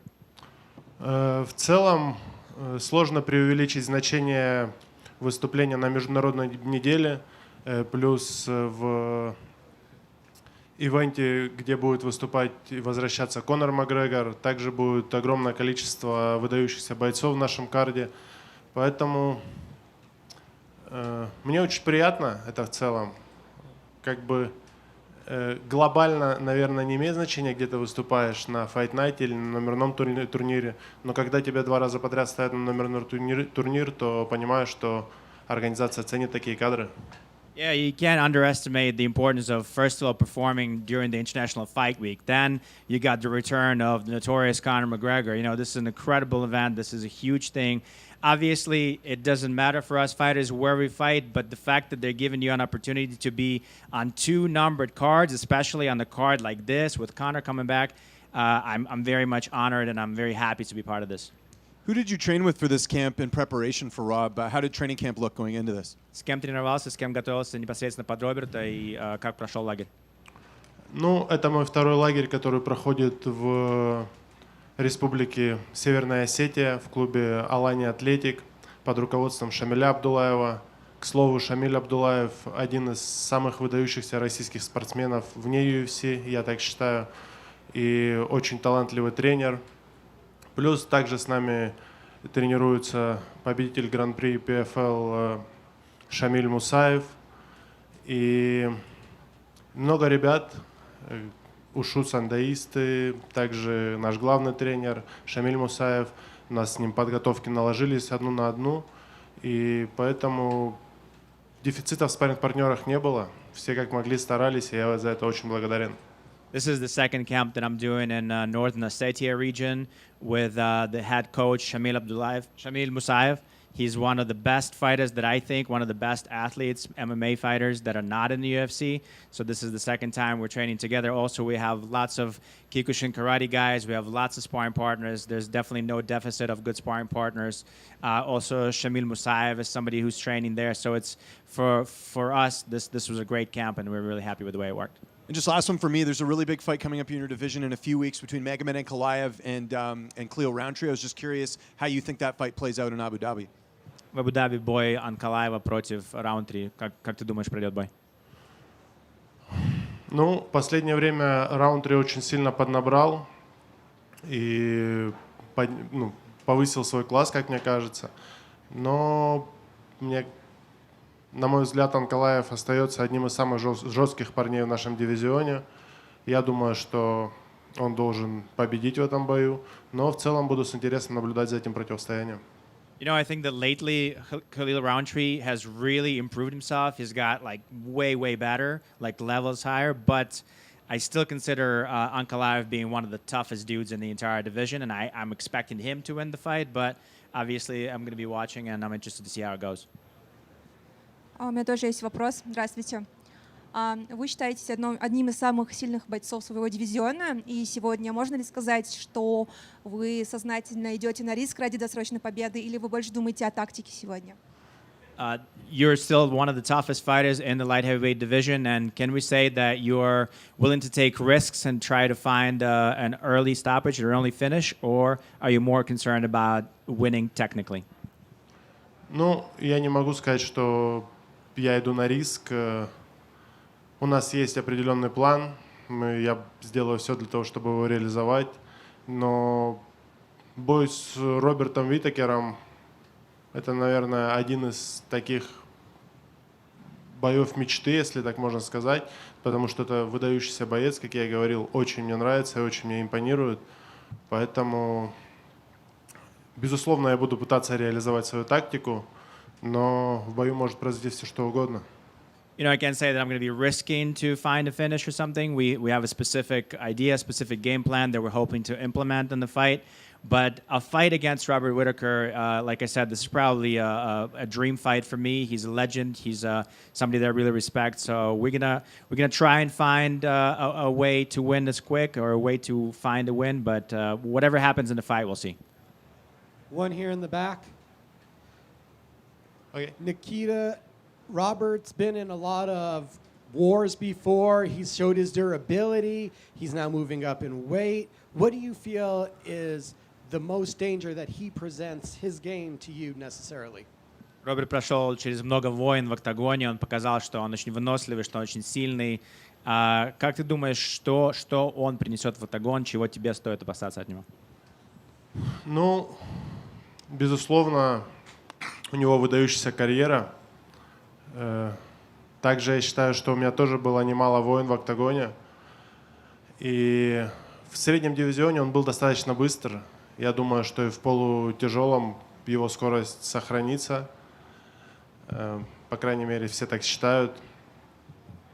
Поэтому его скорость может быть самой такой опасной чертой, на которую нужно обращать внимание. You know, obviously he had a legendary career, but I have to say that I also had one too many wars in the octagon as well. So, but I think that the one thing that everybody's talking about is his speed. He was very much a fast striker in middleweight division. They're saying that his speed is going to transfer to light heavyweight. So I think out of all the aspects that he's bringing to the octagon, I think the one thing I have to watch out is how speedy, how quick he is in his attacks. Thank you.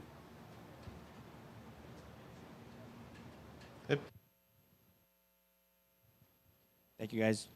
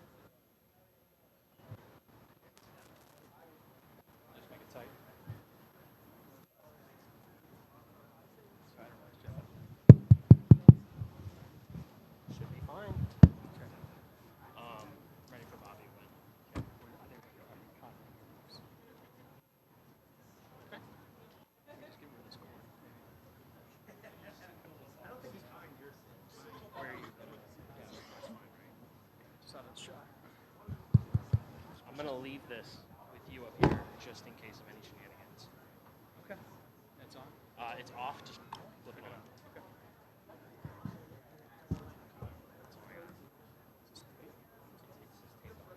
That's how we get it black. They don't have any tape. Okay.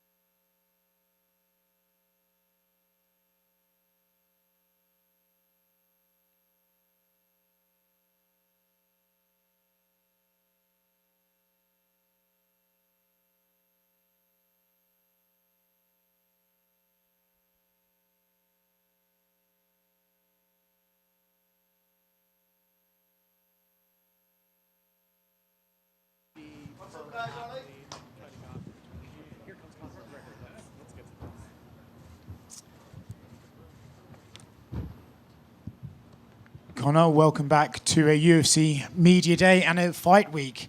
5 years away from it. How good is it to be back, feet on the ground in Las Vegas and be here for a fight week? Hallelujah. The Mac is back. Can I get a Mac energy, please? Tristan, thank you so much. Hallelujah, baby. Thank God. A beautiful day here in Las Vegas. This is the day the Lord has made, and I will be glad and rejoice in it.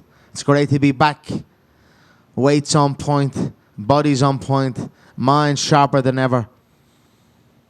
Plan is laid, set. Am I ready to go to war? It feels like a McGregor fight week, but there was something new for this one. You have called yourself a belt many times in the past, and this week you finally got custom McGregor belts. What was it like seeing those in person, getting to throw them both over your shoulders? Special. Special to my heart. I thank the Ultimate Fighting Championship for the respect. And I love it. I'm going to go in and represent. I'm going to go in and represent the company and the McGregor name to the best of my ability. Awesome. You have said repeatedly throughout this build-up that you are going to sun Max for the second time. Curious what you mean by that. What does sunning him look like in this fight, this rematch? You know, I plan to contort Max's body into such uncomfortable positions and have my way with him. That's it. Is he the perfect guy for you to come back and rematch and fight for this return fight? Does he feel like the perfect person to stake your claim as I am back and I'm ready to compete at the highest level once again?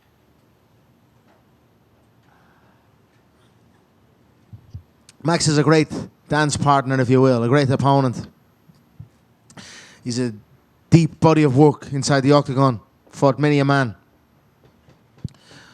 It's a great opponent, a great event, great fight week, great international fight week. I'm very, very happy here. Conor. I'm very thankful. Conor, money for you is like taking sand to a beach. It's not a problem, right? But with this fight, all these fighters beforehand today are all tipping Max. Not this little man over here. He thinks you're an absolute moral. What do you say? You know, nothing better than proving people wrong. People are entitled to their opinion. Some are valid. You know, there's some questions. Time out, injury, lifestyle, yada, yada, yada. I know. I know, and your boy knows there. Fair play to him. And there you go. Let's go. We're going to go in Saturday night and shut them all up again. You know, the business is on the rise. The money is coming in. So get into this game, baby. We're rocking and rolling. The Mac is back. Conor back here. Throughout your early part of your UFC run, and even 2016 was such a magical year, not just for you, but the sport, but you disrupted so much back then, and now you return 5 years later with the opportunity to disrupt everything again in multiple divisions. Do you feel that right now? Like, do you feel sort of that magic, almost like a shake up the game? Shake up the business for sure. Prove myself to myself. I am who I say I am. I am that I am. I want to ask you one more question because you've been talking a lot about finding religion and putting yourself in this spiritual place. And normally it takes like a certain moment for that reflection to happen to kind of turn things around. Do you remember the moment where you felt like this is the need, like you had to get to the knees and rejoice and find that within yourself? Do you remember that moment where you kind of turned it all over? You know, you got to do deep internal work. It's not just like, it's many moments even, if you will. It's not just one, it's a whole sequence of events and almost divine coincidences that just cannot be anything but the higher power, and I connected to it. I am not my body. I am not my feelings. I am not my thoughts. I am my soul, and my soul is connected to the highest power. Conor, is that the old famous fuck you suit, or is this a new version that we're wearing today? This is the similar style to it. I was only saying we broke the internet back then with that one. This isn't the fuck you, but it's a different one. It is the suit, but it's titled with 1xBet. There's a partner of mine. So, we showed them love. They support the Mac in the camp. And I'm grateful for all the support from my business associates and my team. And then my fans. I'm grateful beyond measure for my fans and their loyalty and their excitement here. And as much as I'm back for the love of the game, I am back for the love of the fans. Conor, how do you feel to be back at Las Vegas? What can you tell us about the city? And what can you tell us about coming back in your second home, the T-Mobile Arena? Thank you. Yeah, thank you, my man. It's good to be home. Good to be home. An amazing arena here, Las Vegas, the fight capital of the world. I look forward to opening up this market for my bare knuckle fighting championship company, which will be an outstanding event. Imagine bare knuckle fighting championship in Las Vegas. We're very excited with that. Those conversations are ongoing. And, I'm always happy to come back here to Las Vegas. I have property here. I bought a house here many years ago. And, I got the kids out and family out. And we love it here. It's great to be back. Thank you so much. Hello, champ. Conor, many say you that no longer have the fire or the hunger you had before. What do you say to those things you are done? If I didn't have the fire or the hunger, yet I'm up against one of the most active bodies in the fight game, in Max Holloway, I just think it's silly to say this. The challenge is colossal. It is a colossal challenge ahead of me that I am entering with supreme confidence. It's magnificent. The fire is in my belly roaring and is about to be released on Saturday night. I've practiced abstaining also in this camp. It's the first time I've ever done it from any type of physical touch, if you will.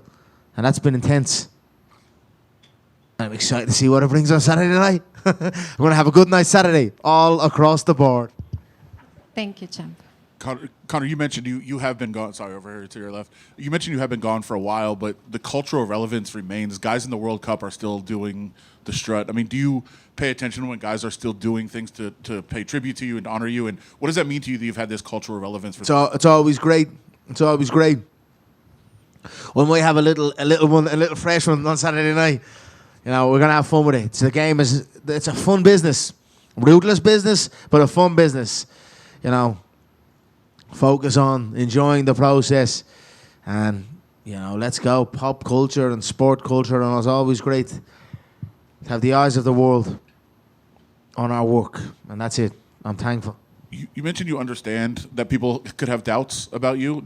Have you had doubts about yourself during this process? No, none. I outwork doubt. That's it. Doubt will only build when you do not put the work in. So I make sure and put the work in. Our preparation for this bout has been very, very meticulous. We have been very, if you will, secretive. Nothing has really come out on approach, on styles. There's a full-fledged mixed martial artist stepping inside that octagon on Saturday night, and I'm excited to show it. Last one from me. You very famously apologized to absolutely nobody in your career. Do you have doubts or do you have regrets, about like anything that's happened in your career or anything that you've done along the way? I'm thankful for the lessons I've learned. And my job is to honor the position God has put me in and do not disrespect it. And that's where I'm at. I'm thankful for the lessons I have learned. And on I go. Conor, when I saw you in Saudi Arabia a couple of years ago at the Tyson Fury-Francis Ngannou fight, you were pretty frustrated and said you're being kept from your living. To be back here now, like sitting on that stage just days away, can any part of you be grateful to get those extra 2 years, or like how do you feel sitting up there right now? I don't want to get into this therapy vibe. It's a few tough years. There has been a few tough years. Thank you for reminding me of that, because that's had to give me a nice feeling of, yes, I'm here. I am here now. It's been a tough one, you know. But God works in mysterious ways. It is all as it should. So maybe it just wasn't meant to be at the time. And I'm happy how it has come about. Looking back and looking at how my preparation has gone, I'm thankful how it's gone. I'm well ready here. You know, if you think about it, I've spent some time preparing for the stocky boxer wrestler, the athletic wrestler in Chandler, and then you go to a longer, rangy, more volume striker and Max. So I had to be very proper in my preparation. You know, I couldn't take that for granted. You're switching a completely different stylistic opponent. So, you know, I put the work in, and the time has worked. I'm happy and thankful for how it has worked out. Max has said, that citing your quote, that it's not a win unless you finish the fight, and that you're, I guess, 0-0 going into that. Do you believe that you have a true win over this man, or are you looking at it as... Listen, I put my big Irish paws in his face. I sunned the boy. And, you know, I faced a devastating injury. You know, a career-ending injury happened to me in that bout that changed my entire approach to fighting. With the ACL tear and the meniscus tear. It was the first time I'd ever experienced something like that. So, you know, listen, I beat him, and I'm going to beat him again on Saturday night for sure. Just last for me, 100 numbered UFC events before this was UFC 229, the biggest fight we've had in the history of the sport with you and Khabib. We're 100 events forward now. Is this in a better place? Like, how do you look at the sport now? Do you feel it can raise to that level again? Do you bring it to that level again? The economics, the finances of the company show. Last year, they got 1.4 billion in free cash floating around. I hope they've something spectacular for the fans. Big performances. I don't know. We should be doing something. We should be shocking the world and exciting the world with our events here, and I hope so. And I believe it will be that will be the case. Certainly, inside the octagon, I will do so. I will do my part, and the business is booming, my man. 7.7B in from Paramount showed this. We're going live on CBS, which I'm very thankful for the support of the Paramount family. And there you go. Business is booming, baby. Conor, can you understand why some people feel you don't deserve this platform, given the court case 2 years ago? I'm an innocent man, and I'll stand for my innocence until the day I go out. And that is still a situation where I fight. There's a reason it didn't go where it went, and it went to a civil trial. It is what it is. It stings deep. I continue to fight. I know the truth. And I know that lying lips are an abomination to the Lord. And I know that anything done in darkness will soon come to light. And I trust in God that it's coming. You best believe it's coming. And I look very, very forward to the day. Do you feel like you fell into the trap that so many fighters do with fame and money? Obviously. You know, 2017, double-weight world champion, Floyd Mayweather banked. And then I launched an Irish whiskey. I didn't drink heavily, if at all, in that time of my life. I was an athlete at the top of my game. Next thing you know, there's thousands upon thousands of bottles in my garage. Sell this, Conor. Okay, I'd leave my property with 2 bottles under my arm. And that was it. I was caught. You know, I wasn't used with it. That's it. God gave me these lessons. That's it. I was trapped and caught. And it is what it is. I trust in God. I trust in my journey. And I trust in the truth. And if the world is against the truth, then I am against the world. And that is where I stand.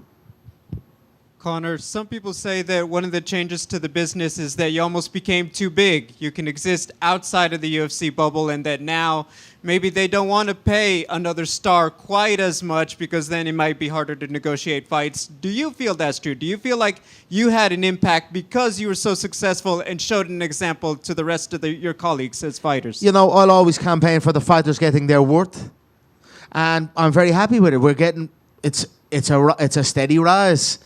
If you ask Max, I'm sure it's probably 5 times his highest pay. You know, so the boys are getting there, and the boys and the girls are getting there, and I will always campaign for that, and I'll always be happy that I have helped spearhead that. You know, as an owner of Bare Knuckle Fighting Championship, it kind of puts me in a pickle. You know, I always vouch for the fighters. So, but I also have a stake in the company, so there has to be some sort of balance. But still, I'm a fighter at heart. I know what it takes in this business. And I know without the fighters, there is none of this. Not an iota of it. So I'm happy that the money is rising in the fight business and that we're thriving.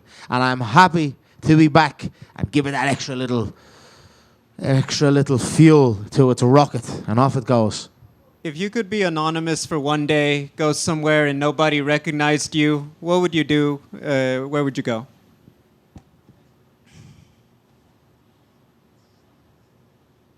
My man, I don't know. Church. I go to church and just praise God. Get on my knees and praise our Lord.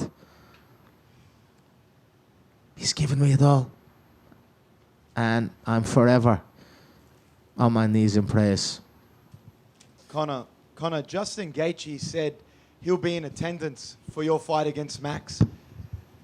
He also says he wants to punch you in the face. What's your response to Justin Gaethje? Yeah, join the queue. Join the queue. There's a few. You know, yeah, look, he has the lightweight belt, fair play to him. Holloway put him face down, ass up, though. Badly face down. So, you know, I'm not even thinking of it at this time. But I go down to lightweight again. Also, is another thing I'm not so sure. I fancy the Triple Crown. I fancy the Triple Crown. So, less of the disrespect, you fucking bum. Now, Max Holloway has also been training with JDM, who's a welterweight himself.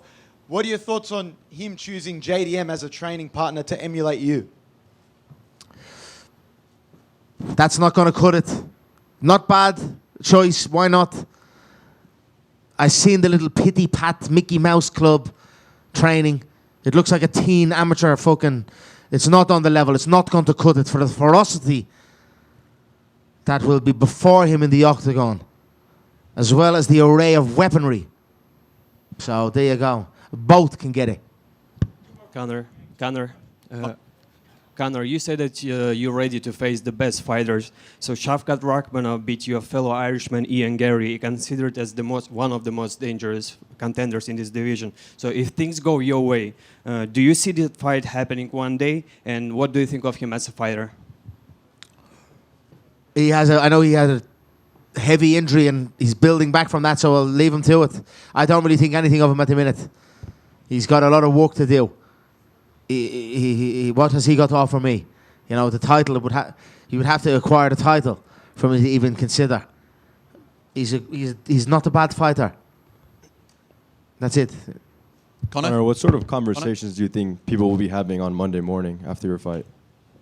The Mac is well and truly back. And that's it. The excitement is going to be off the charts on Saturday night. The performance is going to be off the charts. I have some shot selection here and some set of movements that I plan for this bout, and I'm excited to showcase it. Conor? Yeah? You have some of the wildest build-ups, pre-fight build-ups in UFC history, but things seem pretty cordial between you and Max. After the time away, is a calm build-up what you need, or do you prefer the chaos? It's pretty chaotic, all of it. You know, I am calm, I am centered for sure, probably more than I've ever been. And I'm very happy with that. I'm very happy with the work I have put into myself, with the people who have helped me. And I'm in a great space. Bring on the chaos, baby. I'm calm in the chaos, comfortable in the uncomfortable. Thank you. Ladies and gentlemen, this Mac Energy is sensational. Yeah, this is going to blow this colossal. Yeah, I'll give it to you, Donna. This is going to blow this colossal industry wide open. This energy drink category. It's got loaded with ketones, BHB ketones that I have patented. You people go into a ketogenic state, they starve and fast themselves to get this, what I've got in the can. And no other energy drink can have this. This baby is going to rocket ship to the moon. Try it and enjoy it, right? God bless you all. Donna, go ahead. Sorry, my man. Just a couple. I just wanted to ask you, does it upset, like obviously, we've seen a bit on social media, like it's different in Ireland now, isn't it, than it was, in the heyday. Does it upset you that that's the way that it is? And do you feel like you want to win back the Irish people and really have it be like it was, a decade ago? I'm not here to win anyone back. I'm here to represent my country. What is taking place in Ireland is the saddest story in the West. It is a travesty what is taking place, that our borders are wide open and that the most violent cultures are just hoisted upon our people in our rural towns, and the crime that is taking place is showing it. And if God wills it, I'll do it and I'll step in. And that's it, I hope so. It is what it is. The way people can feed into the propaganda or the, the lies that are pushed to the people. It is what it is. It's sad, and it is the saddest story of the West, in my opinion, as Ireland does not deserve this. Our history deserves a better future. And I pray to our God that it is coming.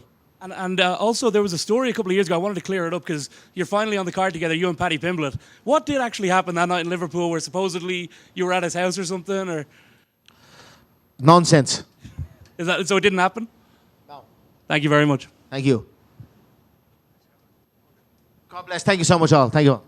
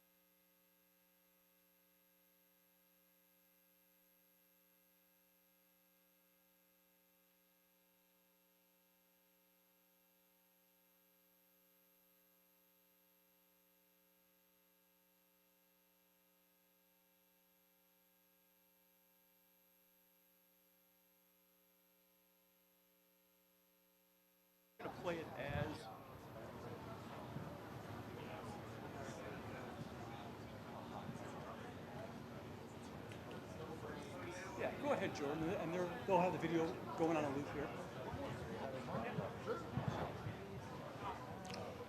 Ready? Hey, what's up, guys? Holy shit, that's loud. What is up, guys? Good to see you. Good to see you. We are here to introduce the main event protein bar. I don't know, you're thinking, a protein bar, that's awesome. Well, it is awesome. So check this out. At the Performance Institute, we actually realized that our athletes use protein bars like way back when. And it's taken this long for us to find somebody to partner with. Originally, we were like, do we just partner with kind of, you know, the next best thing? No, they didn't. And that's like Charles and the dietetics team that helped them put this together. They wouldn't settle, and they wouldn't settle. And it was crazy because I was like really pushing for this to happen because I'm low-key a protein bar junkie. But they actually worked with the Food Story chefs and our performance dietetics team to create a bar with, you know, all the perfect things for a UFC fighter. And one of the things you probably don't realize, like, I mean, you see weigh-ins, right? But what you don't realize is that the UFC athlete, their diet and their nutrients and per calorie is more important than any other, you know, athlete in the world. So when they have a protein bar that satisfies cravings, gets them protein in between practice, and just gives that satiety? Say the word for me. Say it on the mic. Satiety. Satiates you, yeah. So anyway, off that, like I was saying, this has been years in the making. Specifically the last 2 years, the Performance Institute has worked with Food Story. It's one of the things we're really super proud of. And hopefully it's going to change this space. And kind of as we go, we'll talk about just how good they are and the reasons why. Yeah, so very grateful. Never thought I'd be following Conor McGregor in anything in life, but here we are. My name is Jordan Jadakian. I'm the EVP of Business Development at Food Story Brands. And as Forrest mentioned, you know, our company is part of a 30-year food organization that really focuses on disruption and innovation. So, if you will, we're kind of the anti-big CPG. We like to go attack white spaces where there hasn't been much improvement, and you know, innovation in the eyes of CPG is sometimes just a new format, but not really focusing on quality. So we were looking at the protein bar category about 2 years ago and seeing all the legacy brands that you guys probably know really well declining up to double digits year over year. We found that very interesting. Usually when sales decline, it means the consumers are speaking their minds. And there were only a couple bars really trending upwards that focused on you know, indulgence, and as we say, are kind of candy bars and gym shorts cosplaying as protein bars, if you will. So we saw a gap there.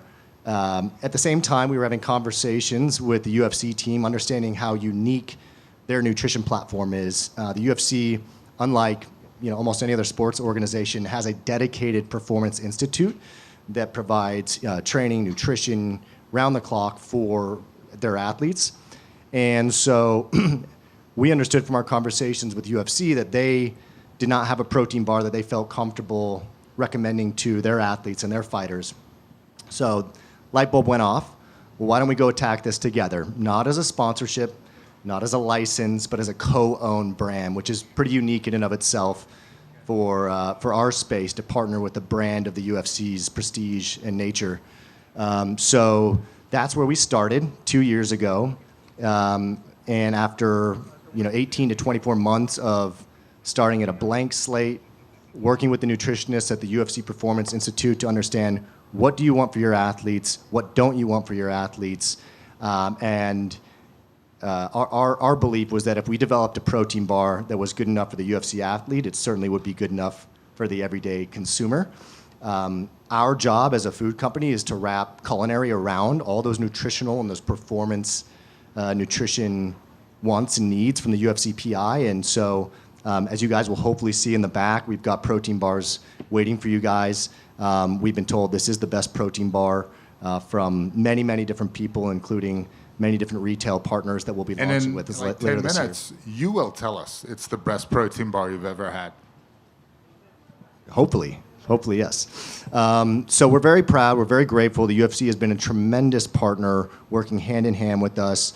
And what you'll find is we've developed a bar removing a lot of what consumers don't want, which is those artificial tastes, flavors. Sucralose is in the majority of protein bars as a sweetening system. We pulled that out. Sugar alcohols is the next big concern from consumers. Lots of studies note that sugar alcohols contribute to gut distress and gut bloating. So if you've ever eaten a protein bar, you walk away feeling like, oh, I definitely feel like I shouldn't eat another one. That's usually the sugar alcohols, maltitol, xylitol, erythritol. And if you turn around the wrapper for most protein bars, almost every single one has sugar alcohols in it. So that was a big no-no for us. And then we also injected, not literally, but we included tart cherry powder and L-theanine to make it a functional performance bar in addition to a protein bar. L-theanine's been shown to contribute to calm and focus, which is super important to UFC athletes, also super important to everyday consumers. And tart cherry powder has been shown to contribute to anti-inflammation, which, again, similarly benefits for fighters and the everyday consumer. So as a brand, our belief and our mission is really, to be for everyone's main event, whether you're trying to get your kids to school on time, whether you're on the run, or if you're an elite athlete, working on protein synthesis, working on muscle mass. Our bar is for all of those needs. So we're very excited to have you guys try it. There's 4 flavors launching: caramel chocolate crisp, peanut butter chocolate, cookies and cream, and chocolate crunch. And we will be debuting on the broadcast on Saturday as a billboard. During the main card, you'll see main event protein with a pre-order. And then we'll be launching officially July 28th on direct-to-consumer, followed by a slew of retail partners coming in the fall. And hopefully we'll be here promoting next to Mac Energy at the same time. Dude, you remembered all that. That's pretty impressive. You got those dates and everything. Question right here.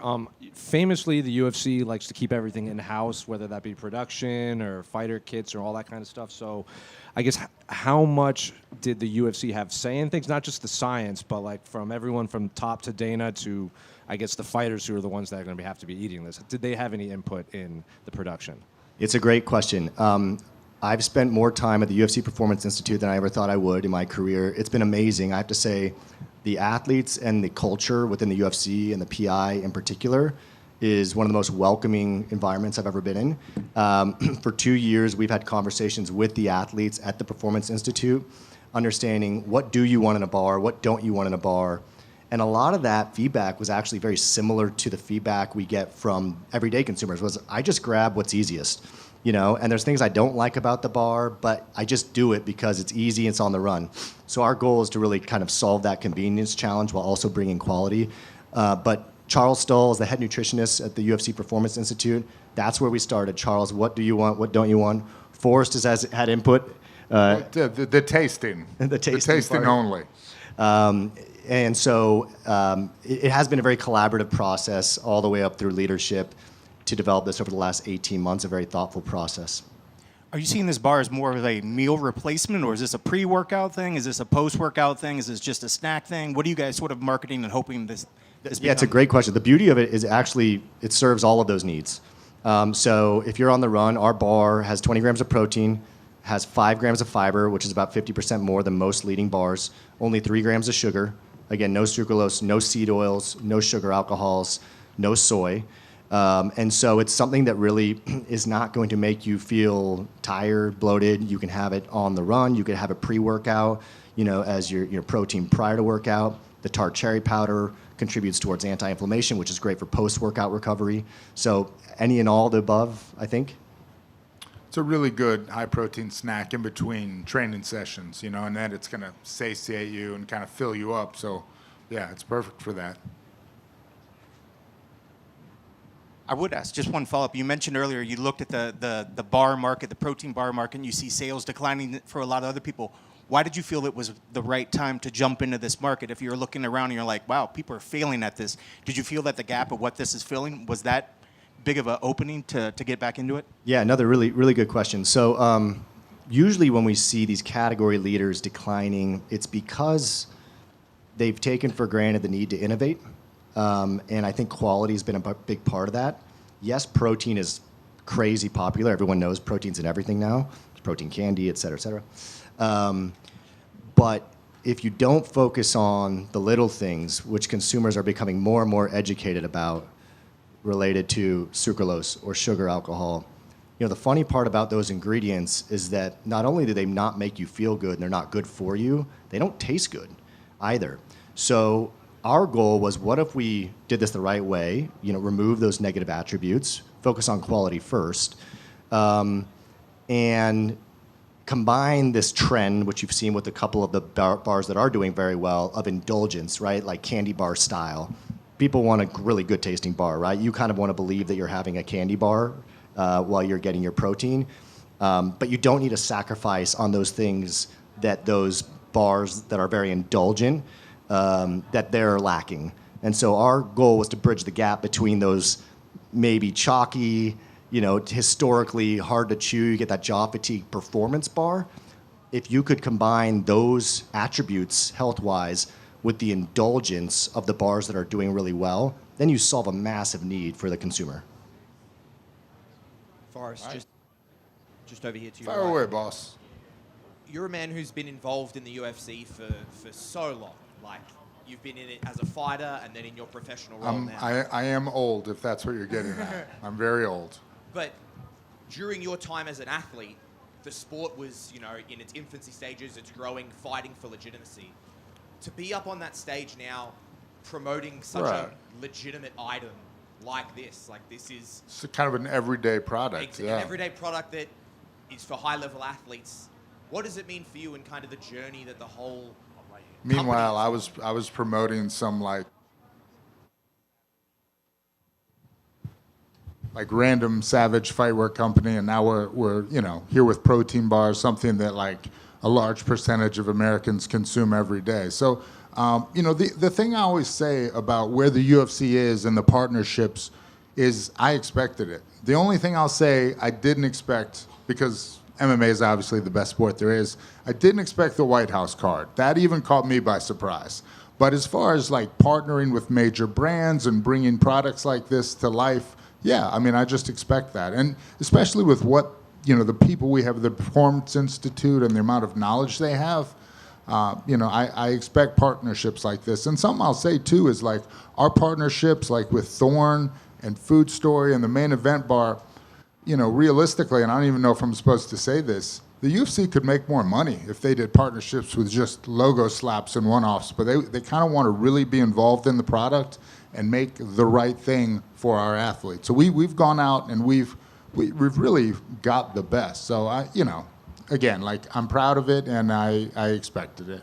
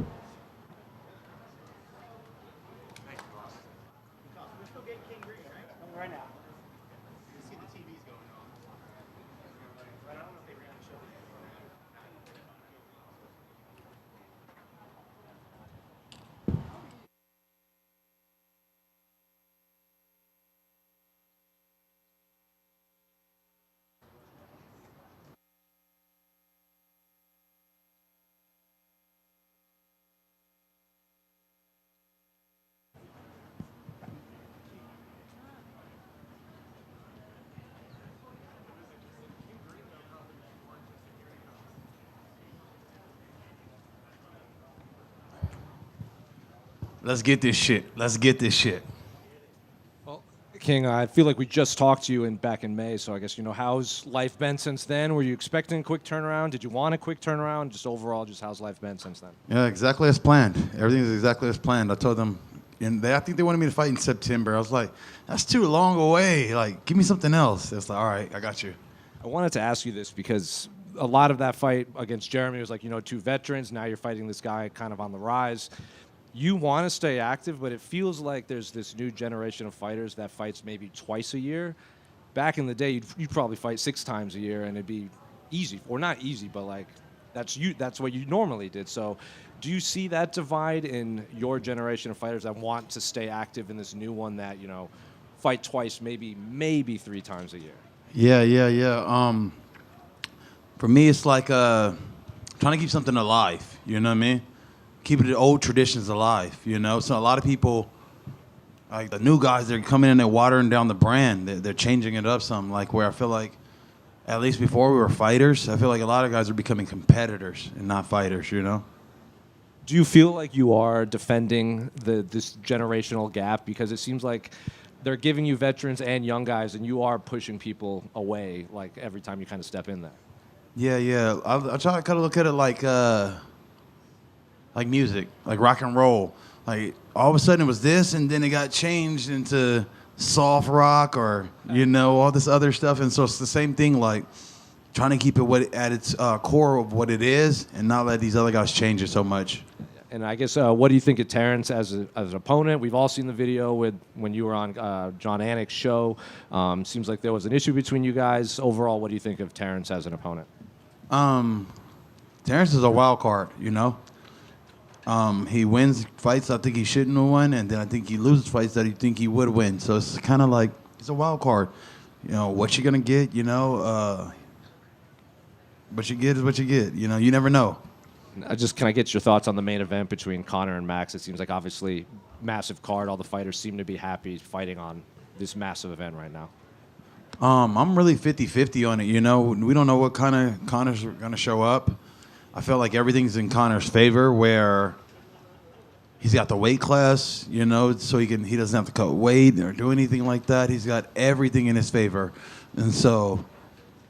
But Max is the guy who's put the work in and been on the stages and really been in the trenches still, like Conor got off the war. And so Max been on there shooting and sniping. And so I'm kind of on the side of Max, between the two. If I had to pick the worker and the non-worker, I'd pick the worker. But that shot Conor got, and timing. Timing is the key. He said it before. It's about timing. And as long as he hasn't lost that timing, I can still touch you. But can I touch it hard enough before I run out of gas? King over here. You've overcome so much. You've become an inspiration for a lot of people. How much did it mean to get those custom shorts finally? Oh yeah, it's cool. I feel like I got the best shorts in the division. I mean, in the industry, I'm shitting on everybody. And so that's dope, that they gave me something, because I was supposed to get $100,000. They're like, oh, we're gonna give you shorts. I was like, well, does that kind of equate to $100,000? Like, how many shirts do I gotta sell to get my $100,000?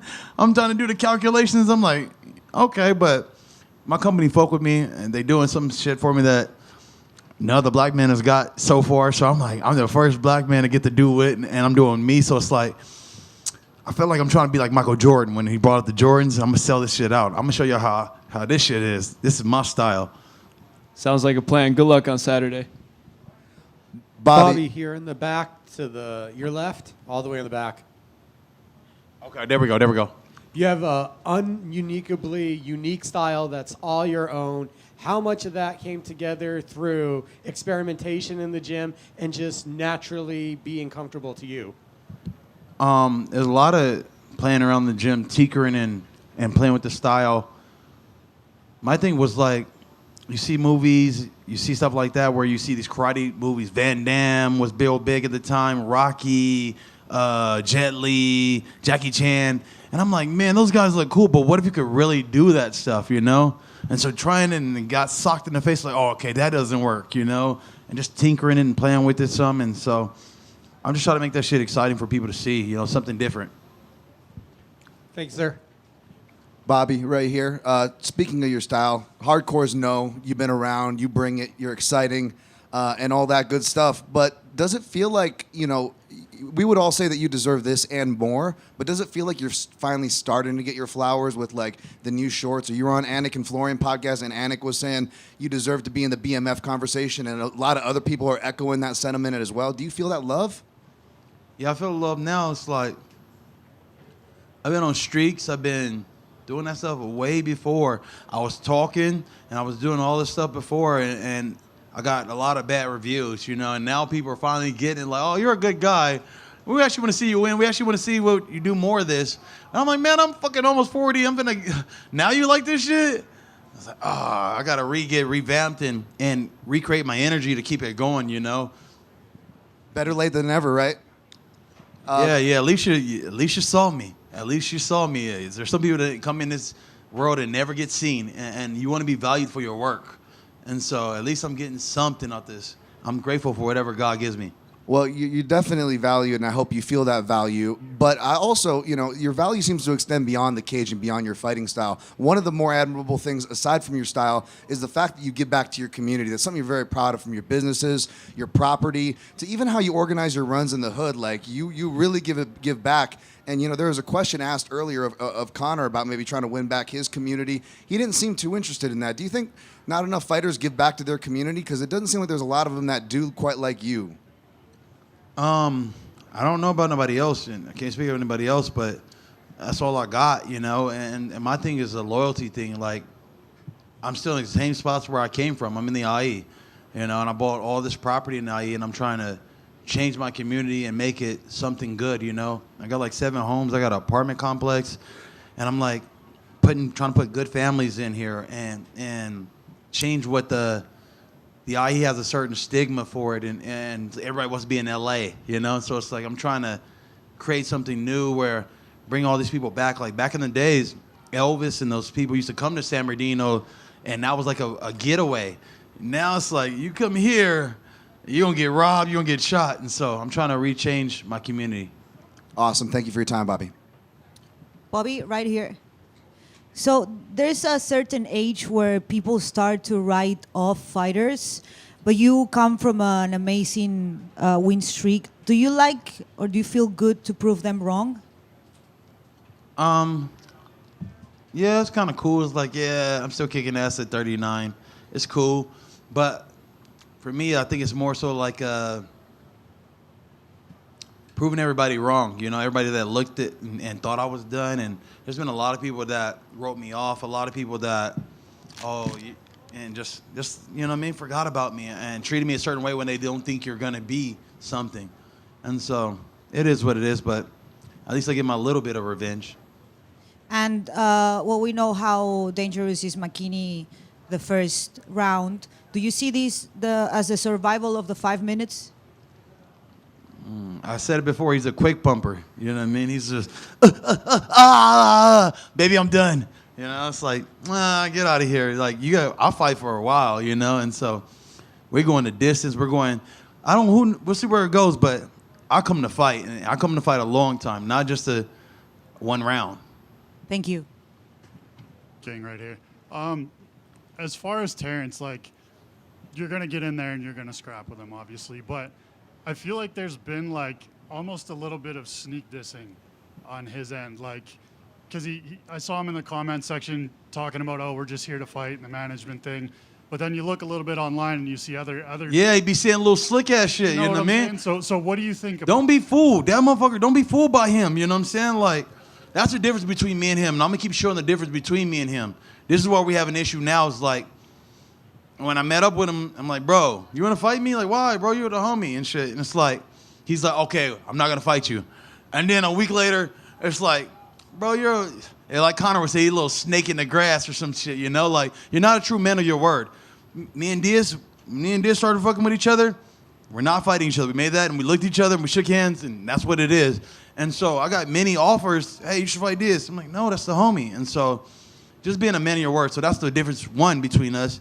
And I'm going to keep showing little subtle differences between the two. I'm going to say exactly how it is, what it is, and stand on my truth. But in his eyes, he's like, oh, it's cool. But then I'm going to do this, you know, little sneak. Like, bro, be who the fuck you are. And that's the issue with him, too. I like, when we were talking and he called me out, he's like, but if I take it down, people are gonna think I'm a bitch or people are gonna think I'm a punk. I'm like, why are you worried about what everybody else think? You know what I mean? And like, be honest, I'm like, it's just me and you, bro. I don't give a fuck about none of what nobody else think. Like, but he's so caught up in the clout, and maybe it's a young kid thing or something. The clout and all these people. I just do me, bro. So would you have preferred if he had just stuck to the dissing part? Yes, yeah. At least let me know what it is. You know what I mean? Okay, you feel that type of way, then it is what it is. And that's what I'm taking the fight. I'm like, okay, you keep playing with me. You think this is gonna be an easy fight, or you think this is a game? I don't know. Maybe you think because I'm old. You know, they think I'm gonna try to play me with that old card. All right, watch. I'm gonna do more punching than you do. I'm gonna do more work than you do, and I'm gonna put more time in. I'm gonna beat you at everything. I'm gonna beat him from the get-go. I've been beating his ass all week long with the interviews, with the way we dress, with the way we speak. I'm gonna beat you every day, all the way to the fight, and then I'm gonna whoop your ass in the cage. And then I heard you speak on it yesterday that eventually you kind of want to make your way to the BMF title. What do you think the path is to get there? And is that almost like a tribute to Nate Diaz if you get that BMF title? Yeah, the pathway. I always tell people this. The UFC are the story writers. They write your story. And they can make you go this way, they can make you go that way. A lot of people don't understand. Like, they go, what? Why this and this and this? And the UFC did this, and the UFC does that. And so, like, my intentions were to go ahead of me. And now I'm fighting this guy, and it's like, it really don't do nothing for me. But fatten my pockets back up, I'm going to keep getting those checks. And so it is with that. But now, as far as the BMF, it'd be an honor to give my boy Nate his belt. He created the belt. Here, I brought this to you, bro. This is your shit. Cool. Thanks, guys.